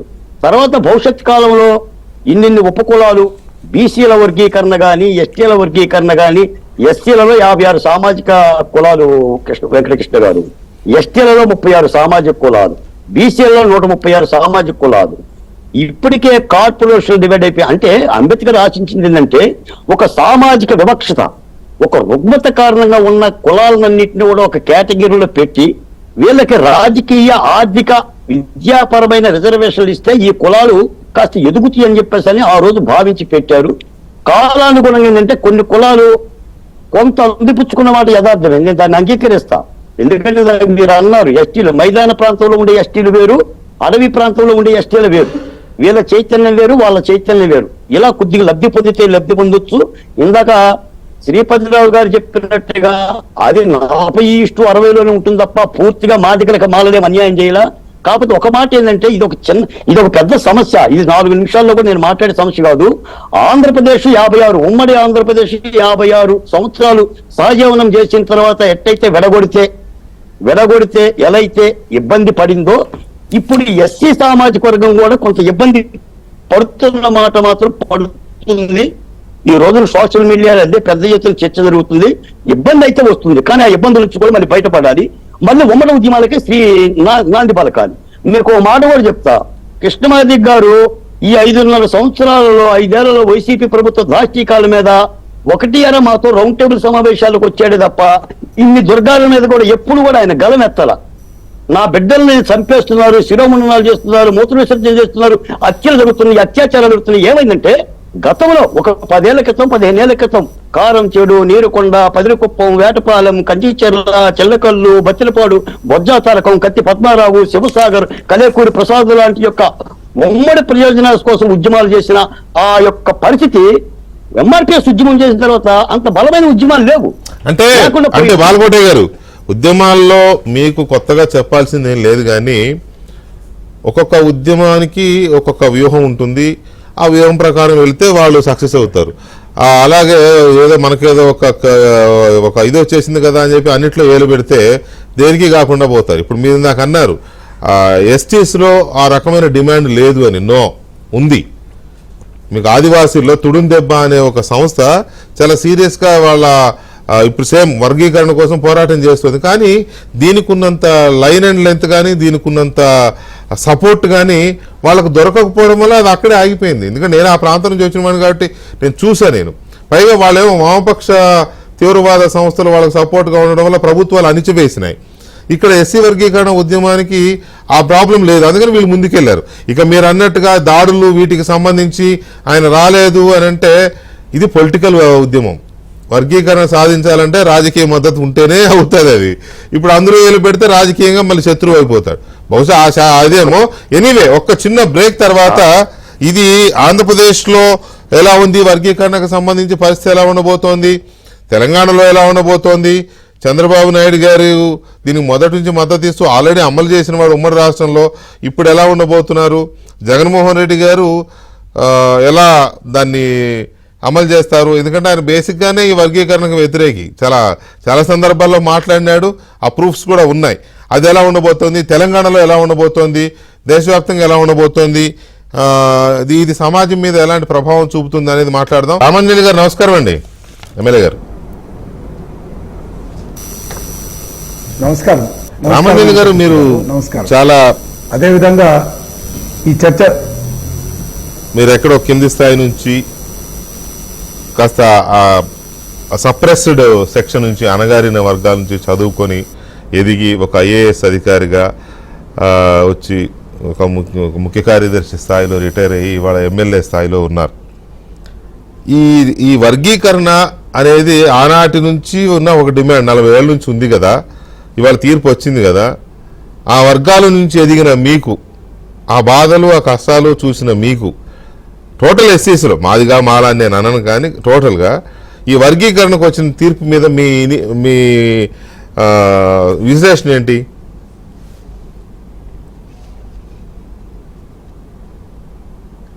నమస్కారం వెంకటకృష్ణ గారు. నమస్తే సార్. ముఖ్యంగా ఈ చర్చలో పాల్గొంటున్నటువంటి సోదరులు రాములు గారికి, అదేవిధంగా బాలకోటయ్య గారికి నా నమస్కారాలు. మీరు ఈరోజు దేశంలో అత్యున్నతమైనటువంటి న్యాయస్థానం గత 30 సంవత్సరాలుగా 17% పైగున్నటువంటి దళితుల మధ్య ఒక అఘాతంగా సాగినటువంటి ఉద్యమాలు ఈరోజు సుప్రీంకోర్టు జడ్జిమెంట్తో ఇక్కడితో నిలబడిపోతాయని నేను ఆశిస్తున్నా. ఎందుకంటే దళితులు దాదాపుగా 1109 కులాలు ఉన్నాయి రాజ్యాంగం ప్రకారం లిస్టెడ్లో. అయితే ఆంధ్రప్రదేశ్లో 59 కులాలు ఉన్నాయి. మనం 59 కులాల్లో కేవలం మాలా మాదిగల గురించే మాట్లాడతాం తప్ప మిగిలిన 57 కులాలు ఏంటి అనేటువంటి దాని గురించి మనం ఎప్పుడు మాట్లాడలే. అవును. అందుకోసమే ఈరోజు సుప్రీంకోర్టు అత్యున్నతమైనటువంటి న్యాయస్థానం 7 మంది జడ్జిల్లో 6 మంది ఏ కులాల్లోనైనా ఆర్థిక అసమానతల్ని, వెనుకబాటుతనాన్ని గుర్తించాలి, వాళ్ళని అభివృద్ధిలోకి తీసుకురావడానికి రాష్ట్రాలు కృషి చేయాలన్నది ఆర్టికల్ ప్రకారంగా 371 ప్రకారంగా ఈ రాజ్యాంగబద్ధంగా బాధ్యత ఉందన్నది ఈరోజు నొక్కి చెప్పింది. ఒక కులంలో కొన్ని జాతులు మాత్రమే అభివృద్ధిలోకి వస్తే మరికొన్ని జాతులు వెనుకబడి ఉండడం అనేటువంటిది సమంజసం కాదన్నది సుప్రీంకోర్టు జడ్జిమెంట్. ఈరోజు ఈ జడ్జిమెంట్ కేవలం ఒక వర్గానికి ఉపయోగపడుతుంది అనడంలో నేను ఏకీభవించడం లేదు. ఎందుకంటే ఏబిసిడి కేటగరైజేషన్ని 29 రాష్ట్రాలు ఉన్నటువంటి ఈ దేశంలో దాదాపుగా 14 రాష్ట్రాలు విభేదించాయి. మాకొద్దు ఈ కేటగరైజేషన్ అని. ఎందుకంటే కొన్ని రాష్ట్రాల్లో ఒక వర్గం వారికి ప్రయోజనం లభిస్తుంది, కొన్ని రాష్ట్రాల్లో మరొక వర్గం వారికి ఎక్కువ ప్రయోజనాలు లభించాయి. బికాస్ ఆఫ్ బాలకోటయ్య గారు అన్నట్టు లేదా రాములు గారు అన్నట్టు ఆ సామాజిక కోణంలో వాళ్ళు కొంత అభివృద్ధిలోకి వచ్చి వాళ్ళు ముందుగా ప్రయోజనం పొందడం అనేటువంటి జరిగింది. ఈరోజు లిస్టెడ్లో లేనటువంటి బీసీలకి ఏబిసిడీలుగా చేసి దాదాపు 40-50 సంవత్సరాలుగా రిజర్వేషన్లు కొనసాగుతున్నాయి. అందులో మైక్రో కేటగరైజేషన్ కనబడలేదు. అదేవిధంగా ఫిజికల్ హ్యాండిక్యాప్డ్కి 4%లోనే బ్లైండ్కి 1%, ఆర్థోకి 1% అని ఇంకా మైక్రో లెవెల్ కేటగరైజేషన్ చేసినప్పుడు కనబడలేదు. దాదాపుగా 17% ఉన్నటువంటి ఎస్సీల్లో కేటగరైజేషన్ 4 కేటగిరీలుగా మార్చారు. అందులో ఏ 1%, బి 7%, సి 6%, డి 1% అని. ఇది ఎక్కడి నుంచి వచ్చింది? Basing on their population. ఇది క్రైటీరియా. జనాభా దామాషాలో మీరు వనరులు తీసుకోండి, తద్వారా ప్రయోజనం పొందండి అన్నది జడ్జిమెంట్. అంతే తప్ప 1% ఉన్నటువంటి వాళ్ళు నేను 7% తీసుకుంటానంటే అది సబబు కాదు అన్నటువంటిదే జడ్జిమెంట్లో ఉంది. ఇది ఎస్టీసీలో కూడా తీసుకొచ్చారు. ఈరోజు మనకు లిస్టెడ్లో 744 కులాలు ఉన్నాయి. ఎస్సీల్లో 1109 ఎట్లాగున్నాయో దేశం మొత్తం మీద 744 ఉన్నాయి. మరి ఆంధ్రప్రదేశ్లో వచ్చినప్పటికి కూడా దాదాపుగా 34 కులాలు ఉన్నాయి. 34 కులాల పేర్లు చెప్పండి. మనం చెప్పేది ఏ లంబాడి అంటాము, లేదా ఎరుకలు అంటాము. What about other communities? కాబట్టే ఈరోజు రాష్ట్ర ప్రభుత్వం యొక్క బాధ్యత ఏంటంటే ఆ కమ్యూనిటీలో ఇప్పటికీ గుర్తించబడినటువంటివి, ఇప్పటికీ ఆర్థిక అసమానతల్లో కుంగిపోతున్నటువంటివి, ఇప్పటికీ కులములో ప్రయోజనం పొందినటువంటి వాళ్ళని పైకి తీసుకురావాలనేటువంటి ఉద్దేశంతో తీసుకొచ్చిందే. ఇక్కడ తెలుగుదేశం పార్టీ, నేను ఎందుకంటే తెలుగుదేశం పార్టీ శాసనసభ్యుడిగా నేను మాట్లాడాల్సిన మాటలు 2 ఉన్నాయి. మొట్టమొదట ఈ కులాల్లో ఉన్నటువంటి ఆర్థిక అసమానతల్ని గుర్తించి, అంటే వాస్తవానికైతే 1965లోనే మనకు లోకర్ అనేటువంటి కమిషన్ ఎదుట ఆ రోజున్న ఎంపీలు అంజనేయ గారు ఆర్థిక అసమానతలు తొలగించాలి కాబట్టి కేటగరైజేషన్ కావాలని చెప్పారు. తర్వాత 1975లో సదాలక్ష్మి మేడం గారు జలగం వెంగళరావు గారు ముందు వాదించింది అసెంబ్లీలోనే. ఆ తర్వాత అనేక వచ్చాయి. ఈ డిమాండ్ని ఉద్యమంగా తీసుకెళ్ళింది మాత్రం మందకృష్ణ మాదిగ. ఈ ఉద్యమంలో వచ్చిన తర్వాత అక్కడ ఉన్నటువంటి విషయాలను తీసుకుంటే 2000 నుంచి 2004 వరకు చంద్రబాబు నాయుడు గారే రామచంద్రరాజు కమిషన్ వేసి కమిషన్ యొక్క నివేదిక ప్రకారంగా కేటగరైజేషన్ చేశారు.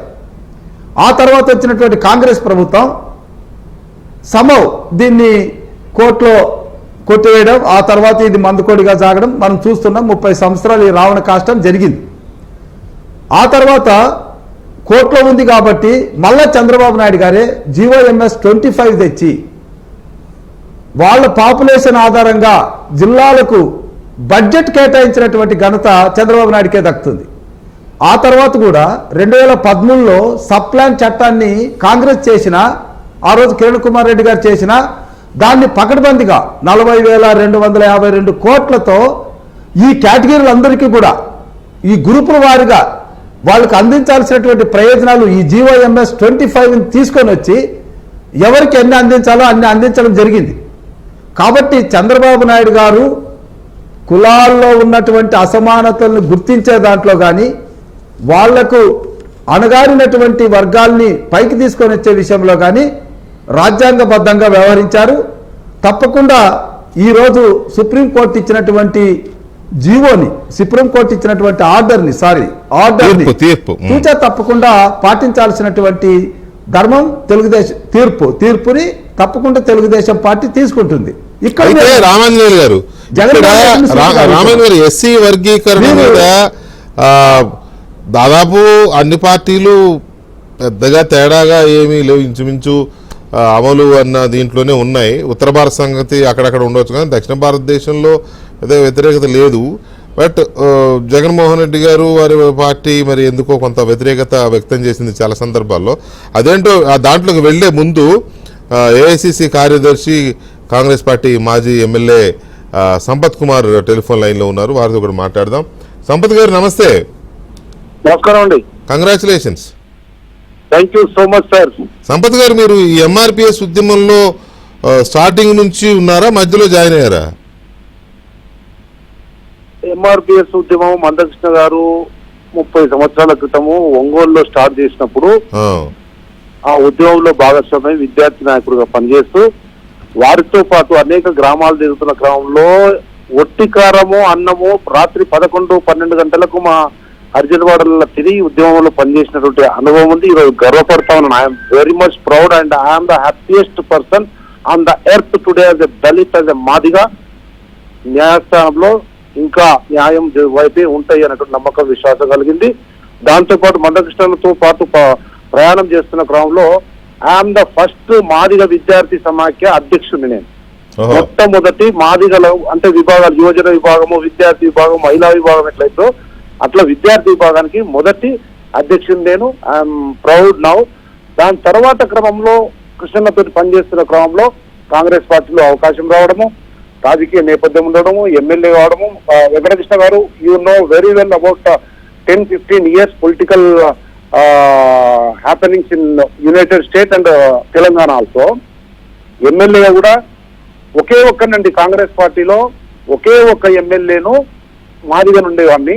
ఆ రోజు మా శాసనసభ పక్షాన్ని ఒప్పించి వాయిదా తీర్మానం ఇచ్చి పోడియంలోకి నిలబడి అందరినీ దండం పెట్టి వంగి బతిమలాడిన కాంగ్రెస్ పార్టీ తరఫున నేను వచ్చిన ఏ పార్టీలోనైనా మాదిగలకు మద్దతుగా ఏబిసిడి వర్గీకరణకు మద్దతుగా ఎవరైనా ఉంటే దయచేసి రండి మాకు మద్దతు తెలపండి అంటే ఏ పార్టీ రాలే. ఆ రోజు అధికారంలో టీఆర్ఎస్ ఉండే ఒక్కరు రాలేరు, మనకు తెలుసు టీఆర్ఎస్ పార్టీ ఎట్లుండేను. ఎంఐఎం వాళ్ళు ముస్లిం పార్టీగా వాళ్ళు ఉన్నారు.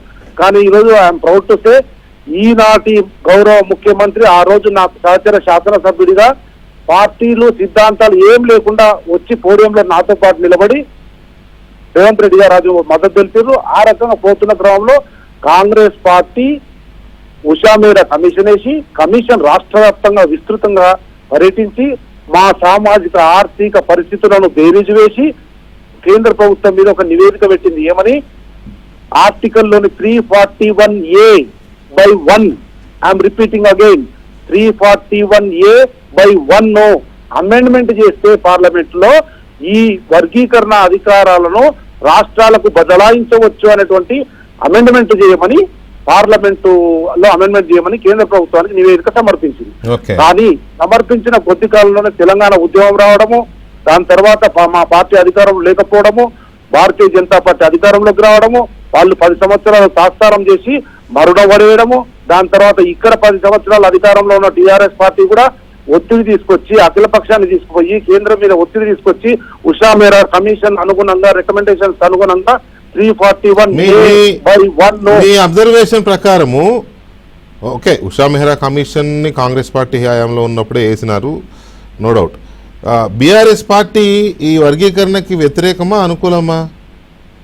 100% వ్యతిరేకం అండి. 10 సంవత్సరాలు గొంతు చించుకున్న సంపత్ కుమార్ శాసనసభ వెలుపల అనేక మందితో పాటు గొంతు చించుకొని వస్తే ఒక్క రోజు ఒక్క డెలిగేషన్ తీసుకుపోయి కేంద్ర ప్రభుత్వం ముందర మాదిగల స్థితిగతులు ఇవి, వీరికి అనుగుణంగా ఉషా మేరా కమిషన్ రిపోర్ట్ ఉంది మీ దగ్గర, దయచేసి దాన్ని పార్లమెంట్ లో పెట్టి 341A/1 అమెండ్మెంట్ చేయండి, వీళ్ళ జీవన ప్రమాణాలు తరతరాల తలరాతలు మార్చగలిగే మాత్రమైన అవకాశం మీ టేబుల్ మీద చేయండి మహాప్రభు. ఒక్క రోజు కూడా అడగలే టీఆర్ఎస్ ప్రభుత్వం 10 సంవత్సరాల్లో. అదే ముఖ్యమంత్రి రేవంత్ రెడ్డి గారు వాళ్ళ అసెంబ్లీలో ప్రకటించినట్టుగా వెంటనే ఈ వర్గీకరణ ఎలా అయితే ఇవ్వాలో అలా మొదలు పెడతాము, ఆల్రెడీ ఇచ్చిన నోటిఫికేషన్లకు కూడా అప్లై చేస్తాము, దాని మొడాలిటీస్ ఏంటో చూసి అన్నారు కదా, అది వెంటనే స్టార్ట్ చేస్తున్నారా? అప్రిషియేటెడ్ అండి. ఒక్క నిమిషం తీసుకుంటాను నేను. మీరు అన్నట్లు 2 విషయాలండి, ఒకటి కోర్టు, ఒకటి పార్లమెంట్ అండి. పొలిటికల్ గా తీసుకోవాల్సిన నిర్ణయం ఉషా మేరా కమిషన్ రికమెండేషన్స్ తో అమెండ్మెంట్ చేయాల్సిందే పార్లమెంట్ లో, భారతీయ జనతా పార్టీ చెయ్యలేదు, విఫలమయ్యింది, మాయ మాటలు చెప్పింది. రెండవది తప్పనిసరి పరిస్థితులలో మందకృష్ణ లాంటి వాళ్ళు 22 పిటిషన్లు ఉన్నాయి, 22 మందిని సుప్రీంకోర్టుకు పోయి సుప్రీంకోర్టులో అంతకు ముందు ఇచ్చిన 2004లో ఇచ్చినటువంటి తీర్పుకు వ్యతిరేకంగా పోరాడి ఈ రోజు అంబేద్కర్ రాసినటువంటి రాజ్యాంగంలోని 341 తప్పు కాదు అని చెప్పి మళ్ళీ తెచ్చుకున్నాం మేము. అంటే న్యాయస్థానం న్యాయం చేసిందే తప్ప పార్లమెంట్ లో అమెండ్మెంట్ చేయడానికి భారతీయ జనతా పార్టీ మాదిగలకు న్యాయం చేయలేదు అన్న వాస్తవాన్ని గ్రహించమని యావత్ భారతదేశంలో ఉన్న మాదిగలకు విజ్ఞప్తి చేస్తా ఉన్నాను. అయితే మాదిగ ఉద్యమ పరిణామ క్రమంలో మందకృష్ణ గారు ఎప్పుడు ఎక్కడ ఏ అడిగేసినా దానికి ఒక మాదిగ సంపత్ కుమార్ ఉండడం గొప్ప కాదు. కానీ ఈ రోజు ఉన్నటువంటి ముఖ్యమంత్రి రేవంత్ రెడ్డి గారు అన్ని రకాలుగా అన్ని హంగులను ఇచ్చారు. ఒక మాదిగ పక్షపాతిగా ఆ రోజు కూడా మాకు అండగా నిలబడ్డారు. అందుకే ఈ రోజు శాసనసభలో క్షణాలను కూడా ఆలోచన చేయకుండా శాసనసభలో ఎంత పెద్ద హృదయం అండి. ఆల్రెడీ ఇచ్చినటువంటి నోటిఫికేషన్లలో కూడా ఆర్డినెన్స్ తీసుకొచ్చైనా సరే కేటగరైజేషన్ చేసి ఆ మాదిగలకు న్యాయం చేస్తా అనేటువంటి పెద్ద మనస్తో ఏదైతే శాసనసభలో ప్రకటన చేసిందో స్వాగతిస్తా ఉన్నాం. మళ్ళీ ఒకసారి ధర్మాసనానికి ఆ ధర్మాసనం ఇచ్చినటువంటి తీర్పుకు కృతజ్ఞతలు ధన్యవాదాలు తెలియజేస్తూ మా మాదిగ జాతికి అన్ని వర్గాల నిమ్న వర్గాలు బడుగు బలహీన వర్గాలకు శుభాకాంక్షలు తెలియజేస్తూ మరీ ముఖ్యంగా గౌరవ ముఖ్యమంత్రి రేవంత్ రెడ్డి గారు మాదిగల పక్షపాతిగా తీసుకున్నటువంటి చారిత్రాత్మక నిర్ణయాన్ని స్వాగతిస్తూ ధన్యవాదాలు తెలియజేస్తా ఉన్నాం. Right, thank you very much Sampath గారు. మనతో సిపిఎం సీనియర్ నాయకులు మాజీ శాసనసభ్యులు ఎంఏ గఫూర్ గారు కూడా జాయిన్ అయ్యారు, వారితో కూడా మాట్లాడదాం. గఫూర్ గారు నమస్కారం సార్. నమస్తే. చాలా ఉద్యమాలు చూశారు, చాలా ఉద్యమాలు చేశారు. ఎన్నో ఎన్నో ఎన్నో రిజల్ట్స్ కూడా చూసాం మనం. చాలా రిజల్ట్స్ నెగిటివ్గానే వస్తాయి. ఉద్యమం చేసేవాళ్ళు అలసిపోవడం తప్ప, లైక్ కమ్యూనిజం. కానీ అంటే అది ఏదో ఇదైపోయిందని నేను అనట్లేదు, కానీ చేస్తూనే ఉన్నారు, కానీ దాని లక్ష్యాన్ని చేరుకోలేకపోయే పరిస్థితి. కారణాలు ఏవైనా కావచ్చు. ఓకే, ఈ పర్టికులర్గా ఎంఆర్పిఎస్ ఉద్యమ ప్రస్థానం మీరు చాలా అబ్జర్వ్ చేస్తున్నారు. ఇవాళ కోర్టు ఇచ్చిన తీర్పు వాళ్ళకి చాలా పెద్ద విజయం కదా. సో మీ అనాలిసిస్ ఏంటండి దాని మీద? ఒకటి, వెంకటకృష్ణ గారు చాలా కాలంగా మాదిగ రిజర్వేషన్ల పోరాట కమిటీ కావచ్చు, మిగతా సోదరులందరూ వాళ్ళు వర్గీకరణ కావాలి, జనాభాను బట్టి మా శాతాన్ని మాకు కేటాయించాలి అనేటువంటి ఒక న్యాయమైనటువంటి కోరిక మీద చాలా కాలంగా ఆందోళన చేస్తున్నారు. ఈరోజు సుప్రీంకోర్టు తీర్పు రాకపోతే ఇది రాజకీయ పార్టీ పరిష్కారం చేయగలిగే సమస్యగా లేదండి. ఎందుకంటే ఒక్కో రాజకీయ పార్టీ ఒక్కో వైఖరి తీసుకోవడం, ఎన్నికల ముందు ఒక మాట చెప్పడం, ఎన్నికల తర్వాత ఎందుకులే పక్కన పెడతామని పక్కన పెట్టేయడం, ఇది జరుగుతూ వచ్చింది. ఏమైనప్పటికీ సుప్రీంకోర్టు చిట్ట చివరికి పరిష్కారం, సరే 1:6 కావచ్చు, ఏదైనా కావచ్చు, కానీ మెజార్టీ అత్యధిక మెజార్టీ, ఆ రకంగా 7 మంది జడ్జిల యొక్క ఏది దాన్ని దాన్ని రాజ్యాంగ ధర్మాసనం దాన్ని బలపరిచింది. ఆహ్వానించాల్సింది, మనం వేరే మార్గం లేదు, ఆహ్వానించాలి. అయితే నా సమస్య ఏంటంటే, ఇప్పుడు సంపత్ కుమార్ గారు మాట్లాడినా ఇంకోరు మాట్లాడినా వారి యొక్క ఆనందాన్ని నేనేమి తప్పుపట్టడం లేదు, వారి యొక్క పోరాటం విజయం సాధించడం చెప్పేదాన్ని నేను తప్పుపట్టడం లేదు. దురదృష్టం ఏమంటే భారతదేశంలో అసలు క్రమంగా ప్రభుత్వ రంగం కనుమరుగైపోతుంది. ప్రభుత్వ రంగంలో ఉద్యోగాలు కనుమరుగైపోతున్నాయి. ఎడ్యుకేషన్ ఇన్స్టిట్యూషన్స్ కూడా మొత్తం ప్రైవేటీకరణ జరిగిపోతుంది. కాబట్టి ఎడ్యుకేషన్ ఇన్స్టిట్యూషన్స్ లో, ప్రైవేట్ ఇన్స్టిట్యూషన్స్ లో రిజర్వేషన్లు అమలు జరగడం లేదు, ప్రైవేట్ ఎంప్లాయ్మెంట్ లో రిజర్వేషన్స్ అమలు జరగడం లేదు. కాబట్టి నెక్స్ట్ పోరాటం ఏంటంటే, ఇది అందరు కలిసి చేయొచ్చు. సోదరులు, దళిత సోదరులు అందరూ, మాదిగ ఇంకా ఏ తరగతులు అందరు కలిసి ప్రైవేట్ రంగంలో రిజర్వేషన్ కావాలనేటువంటి ఒక పెద్ద పోరాటం చేస్తే తప్ప వారి ఆస్పిరేషన్స్ కు పరిష్కారం దొరకదండి. వాళ్ళైతే కోరుతున్నారో సాధించుకున్నారు, రేపు ఉద్యోగాలు లేనప్పుడు సాధించుకున్న విజయము అది ఒక మానసిక తృప్తికి దారితీస్తే తప్ప వారి భౌతిక జీవితంలో మార్పు తెచ్చేదిగా ఇప్పుడు పరిస్థితులు లేవు. అది నేను చెప్పదలుచుకున్నది. ఏమైనప్పటికీ మేము సిపిఎం పార్టీగా గతంలో మేము స్వాగతించాము, ఇప్పుడు స్వాగతిస్తున్నాము. అయితే లేని దారుల కోసం మనం తగాద పడుతున్నాము. ఇప్పుడు ప్రైవేట్ రంగంలో రిజర్వేషన్ల కోసం అందరం కలిసి భుజం కలిసి పోరాడితే అప్పుడు అందరు సోదరులు, దళిత సోదరులందరికీ న్యాయం జరుగుతుంది. ఆ రకమైనటువంటి ఒక పందా మార్చుకుంటే అది ఉపయోగం. అది నా అభిప్రాయం. రైట్ గఫూర్ గారు, ఒక చిన్న బ్రేక్ తర్వాత దీని రియాక్షన్స్ ఎలా వస్తున్నాయి, తర్వాత రాష్ట్రాలు ఎంతవరకు దీన్ని అమలు చేస్తాయి, పర్టికులర్గా తెలుగు రాష్ట్రాల గురించి మాట్లాడుకున్నప్పుడు తెలంగాణ, ఏపీలో ఎంతవరకు అమలవుతుంది, పొలిటికల్ విల్స్ ఎలా ఉన్నాయి అనేది ఒకటి. తర్వాత దీన్ని మొదటి నుంచి స్వాగతించిన చంద్రబాబు నాయుడు ఆల్రెడీ దీన్ని ఇంప్లిమెంట్ చేస్తామని చెప్పారు. బట్ అక్కడ ఉన్న ప్రతిపక్షంగా ఉన్న జగన్మోహన్ రెడ్డి గారు దీనికి వ్యతిరేకంగా ఉన్నారు. ఎందుకున్నారు ఏంటి? అలాగే తెలంగాణ అంశం మీద మాట్లాడడానికి సీనియర్ పొలిటీషియన్, బీఆర్ఎస్ నేత, మాజీ శాసనసభ్యులు సండ్ర వెంకటవీరయ్య గారు లైన్లో ఉన్నారు. ఒకసారి వారి అభిప్రాయం కూడా తీసుకుందాం. వెంకటవీరయ్య గారు నమస్కారం. నమస్కారం వెంకటకృష్ణ గారు. ఈ వర్గీకరణ కోర్టు జడ్జిమెంట్ దీని మీద మీ అభిప్రాయం ఏంటి? ఒకటి సార్, ఇది రాజకీయంగా ఇందాక సంపత్ కుమార్ గారు మాట్లాడింది విన్నాను. ఇది తెలంగాణలో మాదిగలు ఎక్కువ ఉన్నారు కాబట్టి అప్పర్ హ్యాండ్ ఎవరు తీసుకోవాలనే అంశం చూసుకుంటే ఇది నష్టం జరుగుతుంది.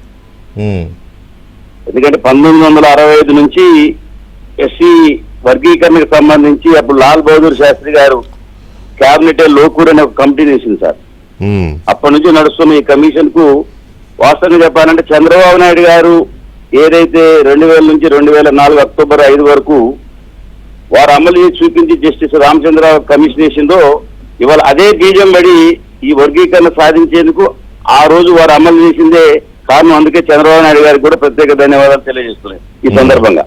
ఎందుకంటే వారు అమలు చేయకపోతే ఇది రాజ్యాంగం ప్రకారం కోర్టులో నలగదు, ఇది ఇంత రాజకీయ తెర మీద రాదు. 30 సంవత్సరాల పైన సుదీర్ఘ పోరాటంలో నేను 94లో ఎమ్మెల్యే ఉన్నప్పుడు మేరీ మాదిగని ఒక అమ్మాయి ఎమ్మెల్యే నా దగ్గరకు వచ్చి పాసులు అడిగినప్పుడు మా గఫూర్ గారు కూడా ఉన్నారు, వచ్చి అడిగితే మేము పాసులు ఇచ్చాం. వాళ్ళు గ్యాలరీకి పోకుండా అసెంబ్లీ పైకి ఎక్కారు. మీరు కూడా ఈనాళ్ళు ఉన్నారు అప్పుడు. అవునవును, గుర్తుంది నాకు. వాళ్ళు వస్తే నన్ను యనమల రామకృష్ణ గారు స్పీకర్ వచ్చి నువ్వు ఎట్లా పాసులు ఇచ్చినావు, ఎవరు ఇచ్చిందని ఎంక్వైరీ చేసి యాక్షన్ తీసుకోవాలనుకుని మళ్ళీ ఇది సమస్య న్యాయమైంది సార్, మరి మాకు కూడా తెలియదు, గ్యాలరీకి పోవాలంటే ఇచ్చినాం, మేము పార్టీ కూడా ఎక్స్ప్లెనేషన్ ఇవ్వాల్సి వచ్చింది ఆ రోజు. అంటే అప్పటి నుంచి ఉద్యోగాలు ఉన్నాం. స్పీకర్ పోడియం మీదకి పోయినాం. ఆయన సంపద గారు అవి అన్ని ఉన్నాయిలేండి మనకి అనుభవాలు. రెండవది, తెలంగాణ టీఆర్ఎస్ ప్రభుత్వం కూడా ఏకగ్రీవ తీర్మానం చేసి మన మోడీ గారికి కడియం శ్రీహరి గారు ఉప ముఖ్యమంత్రి ఉన్నప్పుడు పోయి స్పష్టంగా ఇచ్చారు. కాబట్టి రాజకీయ పార్టీల మద్దతు ఉంది. ఇవాళ కేంద్ర ప్రభుత్వం అఫిడవిట్ వేయకపోతే ఇది సాధ్యం కాదండి. కాంగ్రెస్ పార్టీ ఉంది, ఉషా మెహ్రా కమిషన్ వేసి మరి ఎందుకు సుప్రీంకోర్టులో అఫిడవిట్ వేయలే కాంగ్రెస్ పార్టీ? వేయలేదు కదా. ఇవాళ మోడీ గారు, మందకృష్ణ గారు, మాదిక్ గారు పెట్టిన సభలో ఆ రోజు వారు హామీ ఇచ్చి కేంద్ర ప్రభుత్వం తరఫున అఫిడవిట్ ఇచ్చి ఒక న్యాయవాదిని పెట్టి ప్రభుత్వం దీనికి అనుకూలంగా ఉందని వాదించడం అనేది ఇలా ప్రధానమైన భూమిక. కాబట్టి ఎవరి పాత్ర వారు పోషించిండు. అన్ని రాజకీయ పార్టీలు ఉన్నాయి. ఇందాక సోదరుడు గఫూర్ గారు చెప్పారు. అంతకంటే ముందు నేను మందకృష్ణ మాదిక్ గారు కూడా 7:30కి మన ఏబిఎన్ లో నేను ఫాలో అయ్యా. ఇవాళ ఇన్ని సంవత్సరాల తర్వాతనైనా సాధించుకున్నాం. కాబట్టి ఇవాళ రామ జన్మభూమి బాబరీ మసీద్ అంశం సుప్రీంకోర్టే తేల్చింది. ఈ వర్గీకరణను కూడా సుప్రీంకోర్టే తేల్చింది. అంతే కదా. దయచేసి అర్థం చేసుకోవాల్సింది ఇది బాలకోటయ్య గారు సోదరుడు చెప్పినట్టుగా తెలంగాణ ఏర్పడినాక 2-3 ఏళ్ళు బాధపడలేం. కానీ ఇప్పుడు ఆంధ్ర తెలంగాణ అన్నదమ్ములు లెక్కున్నాం. మనం కూడా అన్నదమ్ములు లెక్కుండి ఏదైతే ఇవాళ రిజర్వేషన్ గన్ని కొడుతున్నది ప్రభుత్వ రంగ సంస్థ నిర్వీర్యం అవుతుంది, ప్రైవేటీకరణ పెరిగిపోతున్న ఈ క్రమంలో ప్రభుత్వ రంగంలో ఉద్యోగాలు తగ్గిపోతున్నాయి. అందుకనే దళితుల యొక్క ఉమ్మడి ప్రయోజనాల కోసం ఒక ప్లాట్ఫామ్ అందరం కలిసి దళితుల మీద మనం వర్గీకరణ అంశం రాజకీయ పార్టీలు మనల్ని విడగొట్టినాయి. అనేక కుట్రలు కుతంత్రాలు అయిపోయినాయి. ఇప్పుడు మనం ఎవరికి ఏజెండా ఏంటి, ఎవరికి లాభం వస్తుందనే అంశం కాకుండా ఇవాళ నిర్వీర్యం అవుతున్న ప్రభుత్వ రంగాన్ని కాపాడుకోవాలి, ప్రైవేట్ రంగంలో రిజర్వేషన్స్ రావాలి.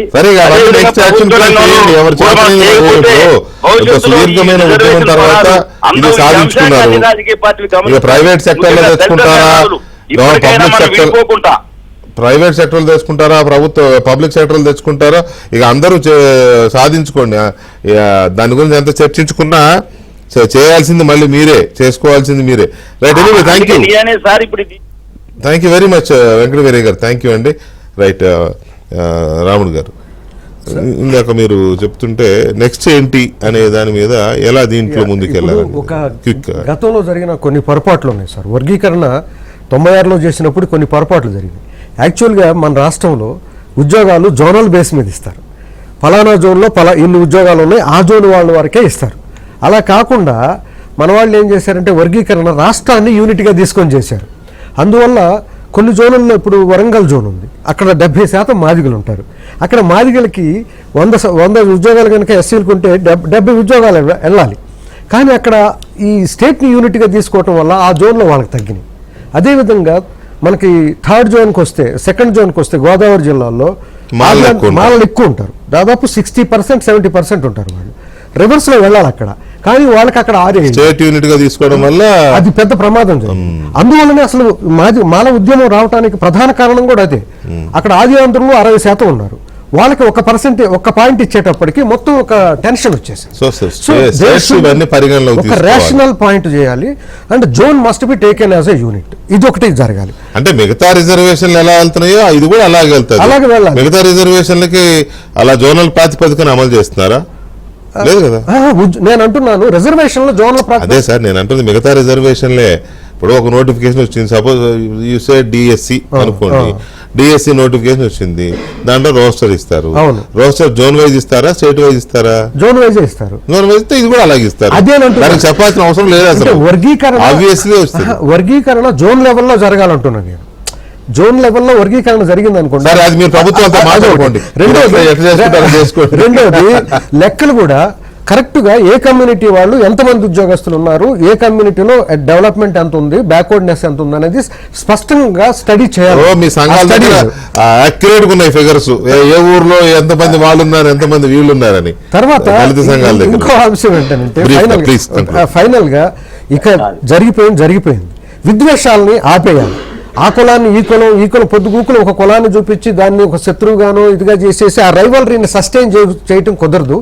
ఇంకా రెండు కులాల్లో నుంచి ముందుకొచ్చి పెద్దలు దీన్ని ఎలా ముందుకెళ్ళాలి సామరస్యంగా అనేది టేకప్ చేయాలి. ఒక్క పాయింట్ ఫైనల్, ఐడెంటిటీ పాలిటిక్స్ వచ్చిన తర్వాత నాకేంటి మేమెంత నాకంత అనేది సాధారణంగా ప్రపంచవ్యాప్తంగా వస్తున్నది. దాన్ని అన్ని వర్గాలు కూడా గుర్తించకపోతే మనం ఇట్లా రైవలరీ పొజిషన్ ఉంటాం. జగన్మోహన్ రెడ్డి గారు అసెంబ్లీలో మాట్లాడేటప్పుడు ఒకసారి చంద్రబాబు నాయుడు దళితుల మధ్య చిచ్చు పెట్టడానికి వర్గీకరణ తీసుకొచ్చాడు అన్నాడు. ఇప్పుడు మరి సుప్రీంకోర్టు చిచ్చు పెట్టినట్ట కాదు కదా. ఒకసారి చూద్దాం జగన్మోహన్ రెడ్డి గారు ఆ రోజున ఏమన్నాడు వర్గీకరణ మీద చూద్దాం. కొత్త ఏం కాదు, ఇదే రకంగా ఈయన మోసం చేయడం కొత్త ఏం కాదు. ఇంతకుముందు ఎస్సీలలో కూడా కేటగరైజేషన్ పేరుతో మాదిగలకు మాలలకు ఇదే రకంగా డిఫరెన్సెస్ తీసుకొని రావచ్చు ఓట్ బ్యాంక్ కింద వాడుకునే కార్యక్రమంలో కేటగరైజేషన్ కూడా ఇదే. ఏం జరిగింది అధ్యక్ష, అది చెయ్యలేమో అని తెలుసు, కాన్స్టిట్యూషన్ దానికి ఒప్పుకోదు అని తెలుసు, కాన్స్టిట్యూషన్ ప్రకారం ఏదైనా చేస్తే అది నిలబడదు అని తెలుసు, ఎవరైనా కోర్టుకు పోతే దాన్ని కొట్టేస్తారు అనే సంగతి తెలుసు. తెలిసినా కూడా రాజకీయంగా లబ్ధి జరిగించేదాని కోసం చివరికి ఎస్సీలలో కూడా చిచ్చు పెట్టి కేటగరైజేషన్ అని చెప్పి తీసుకొచ్చారు. ఏం జరిగింది దానివల్ల? కోర్టు కొట్టేసింది. కోర్టు కొట్టేసిన దానివల్ల ఏం జరిగింది అధ్యక్ష? మరి అది కోర్టు కొట్టేస్తా ఉంది సంగతి, కోర్టు కొట్టేస్తాది అనే సంగతి తనకు తెలియదా? తనకు తెలిసినప్పుడు ఎందుకు చేశాడు?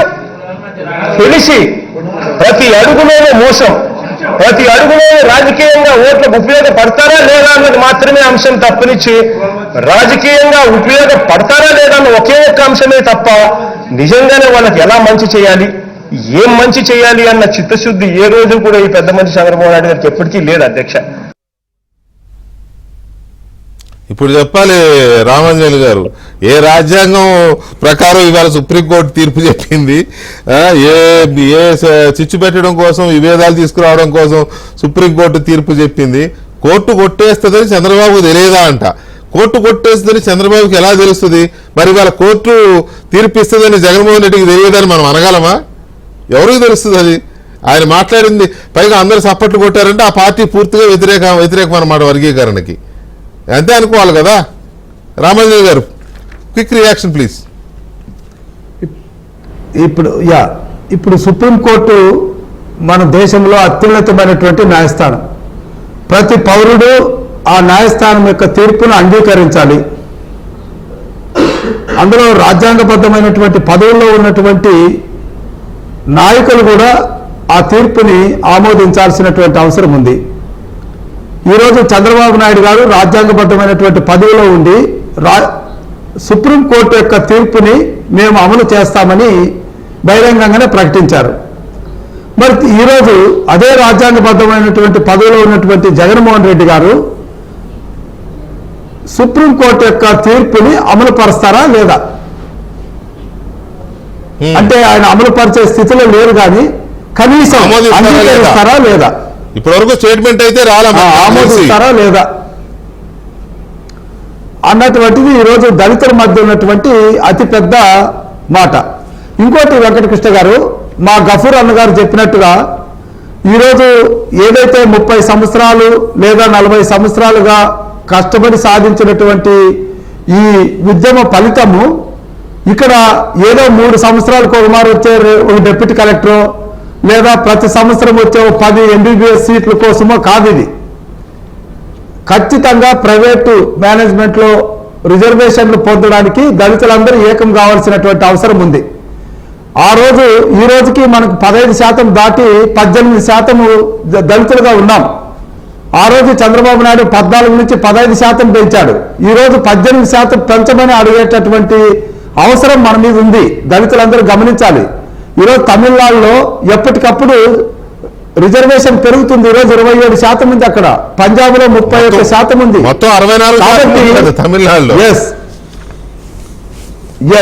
కాబట్టి దళితులు ఇక ఈ ఉద్యమం ఒక రకంగా మనకు మంచినిచ్చింది, మన ఐక్యతకు దోహదపడుతుంది. కాబట్టి ఇప్పుడైనా ఒక వేదిక మీదకి వచ్చి మనం 18% ఉన్నటువంటి దళితులు ఒకే మాట మీద ఒక యూనివర్సిటీ ఎందుకు తెచ్చుకోకూడదు? 100 సీట్లు ఉన్నటువంటి MBBS కాలేజీలు ఎందుకు తెచ్చుకోకూడదు?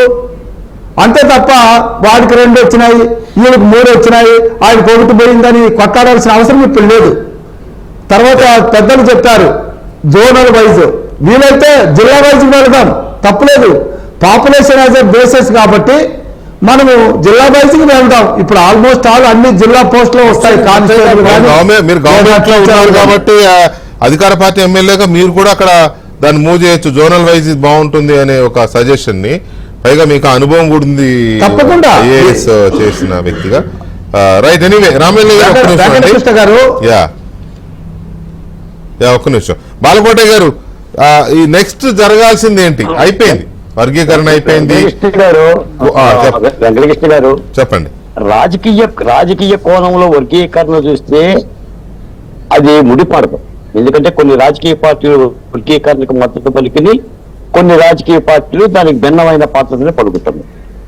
కానీ నేను ఒక సామాజిక కోణంలోనే ఈ విషయాన్ని, ఎందుకంటే ఏ కులమైనా కూడా వాళ్ళ అభివృద్ధిని కోరుకోవచ్చు. ఎంఆర్పిఎస్ ఉద్యమంలో కూడా తప్పు లేదు. ఎందుకంటే ఇవన్నీ కూడా ఈ రోజున ఒక ప్రభుత్వం లేదా న్యాయస్థానం నిర్ణయం తీసుకుంది కాబట్టి తప్పనిసరిగా అమలుకి ఏ ప్రభుత్వం అయితే సిద్ధంగా ఉందో ఆ ప్రభుత్వం అమలు చేయాల్సింది.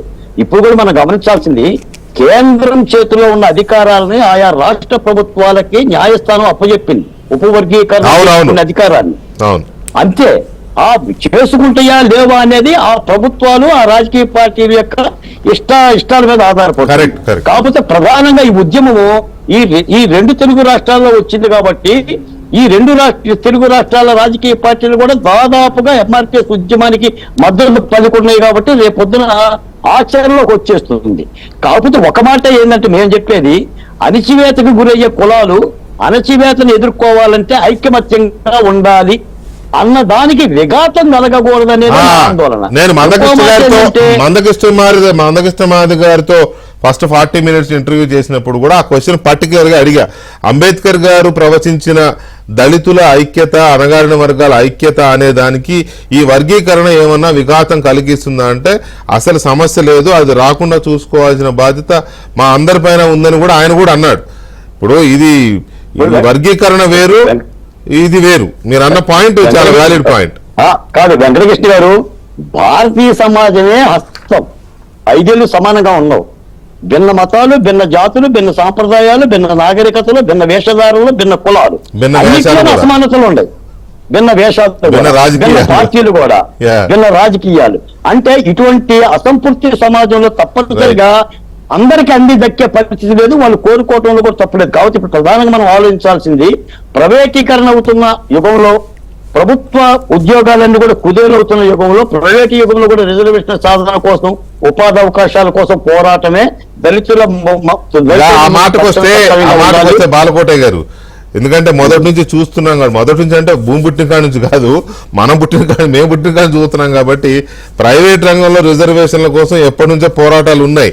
అవి చేయండి, అవి అందరూ చేయండి. చేస్తూనే ముందైతే ఈ ఎస్సీ బ్యాక్లాగ్ పోస్టులు, ఎస్టీ బ్యాక్లాగ్ పోస్టులు ఇమీడియట్ గా ఫిల్ చేయించుకోవడం కోసం ప్రభుత్వాల మీద ఒత్తిడి, అవే లక్షల్లో ఉన్నాయండి. తక్కువనే అనుకుంటున్నారా ఉమ్మడి రాష్ట్రంలో ఉన్నప్పుడే? కాబట్టి ముందు ఈ బ్యాక్లాగ్ పోస్ట్ దానికి వెళ్ళి అందులో ఈ వర్గీకరణ రిజర్వేషన్లు ఎట్లాగ ఉంటాయి అవి చేయించుకుంటే అది ఒకటి.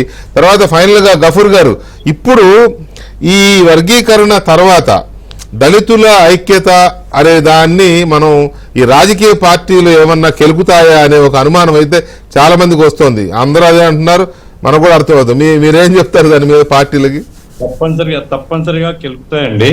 దళితులు అణచివేతకు గురవుతున్నటువంటి జాతులు, వీటి ఐక్యత అనేటువంటిది పాలక వర్గాలకు ఎప్పటికి ఇష్టం ఉండదు. కాబట్టి తప్పనిసరిగా వాళ్ళలో చిచ్చు పెట్టడానికి, మీ అవకాశాలన్నీ పోయినాయి అనేటువంటి పేరుతో ఈ వైపు రెచ్చగొట్టడం కానీ ఆ వైపు ఇట్లా జరుగుతాయి. ఏమైనా నాయకులు అక్కడ కానీ ఇక్కడ కానీ నాయకులుగా ఉండేటువంటి వాళ్ళు దళిత ఐక్యత కోసం కృషి చేసి దళితుల ముందు ఒక కామన్ ఎజెండా పెట్టుకొని, ఇప్పుడు రామాంజన్ గారు చెప్పారు 18%, అది ఆ మేరకు పెరుగుతుంది కదా. అవును. అట్లాగే మిగతా విషయాలు ఇట్లాంటి ఒక కామన్ అజెండా పెట్టుకొని, సప్లాన్ అమలు కానీ ఇట్లాంటి పెట్టుకొని కాన్షియస్ గా చైతన్యపూరితంగా ఐక్యత కోసం కృషి చేయాల్సిన అవసరం ఉంది. ఆ రకంగా రెండు వైపులు, నేను ఒక వైపు చెప్పడం లేదు, రెండు వైపులో కూడా ఆ ప్రయత్నం చేయాల్సినటువంటి అవసరం ఉంది. Right. Ghafoor Saab, thank you very much Ghafoor Saab, చర్చలో పాల్గొన్నందుకు. అలాగే Balakote garu, Ramanjan garu 30 seconds please, time లేదు, ప్లీజ్ చెప్పండి. ఒకే పాయింట్ చెప్పండి. ఒకే పాయింట్. ఇక్కడ నాయకుల కన్నా దళితుల్లో కూడా ఈరోజు చదువుకున్నటువంటి వాళ్ళు మేధావులు ఉన్నారు కాబట్టి మనం ఐకమత్యంగా ఉండాలన్నటువంటి ఆలోచనతో మనం ముందుకు వెళ్ళాలి తప్ప నాయకుల మీద ఆధారపడితే మళ్ళీ మనం విడిపోవడం అనేటువంటిది గ్యారెంటీగా ఉంటుంది. కాబట్టి దళితులంతా ఒకే మాట మీద మనమంతా చదువుకున్నాం కాబట్టి జాతిని ముందుకు తీసుకెళ్లే విషయంలో ఐకమత్యంగా ఉండాలని కోరుతున్నా.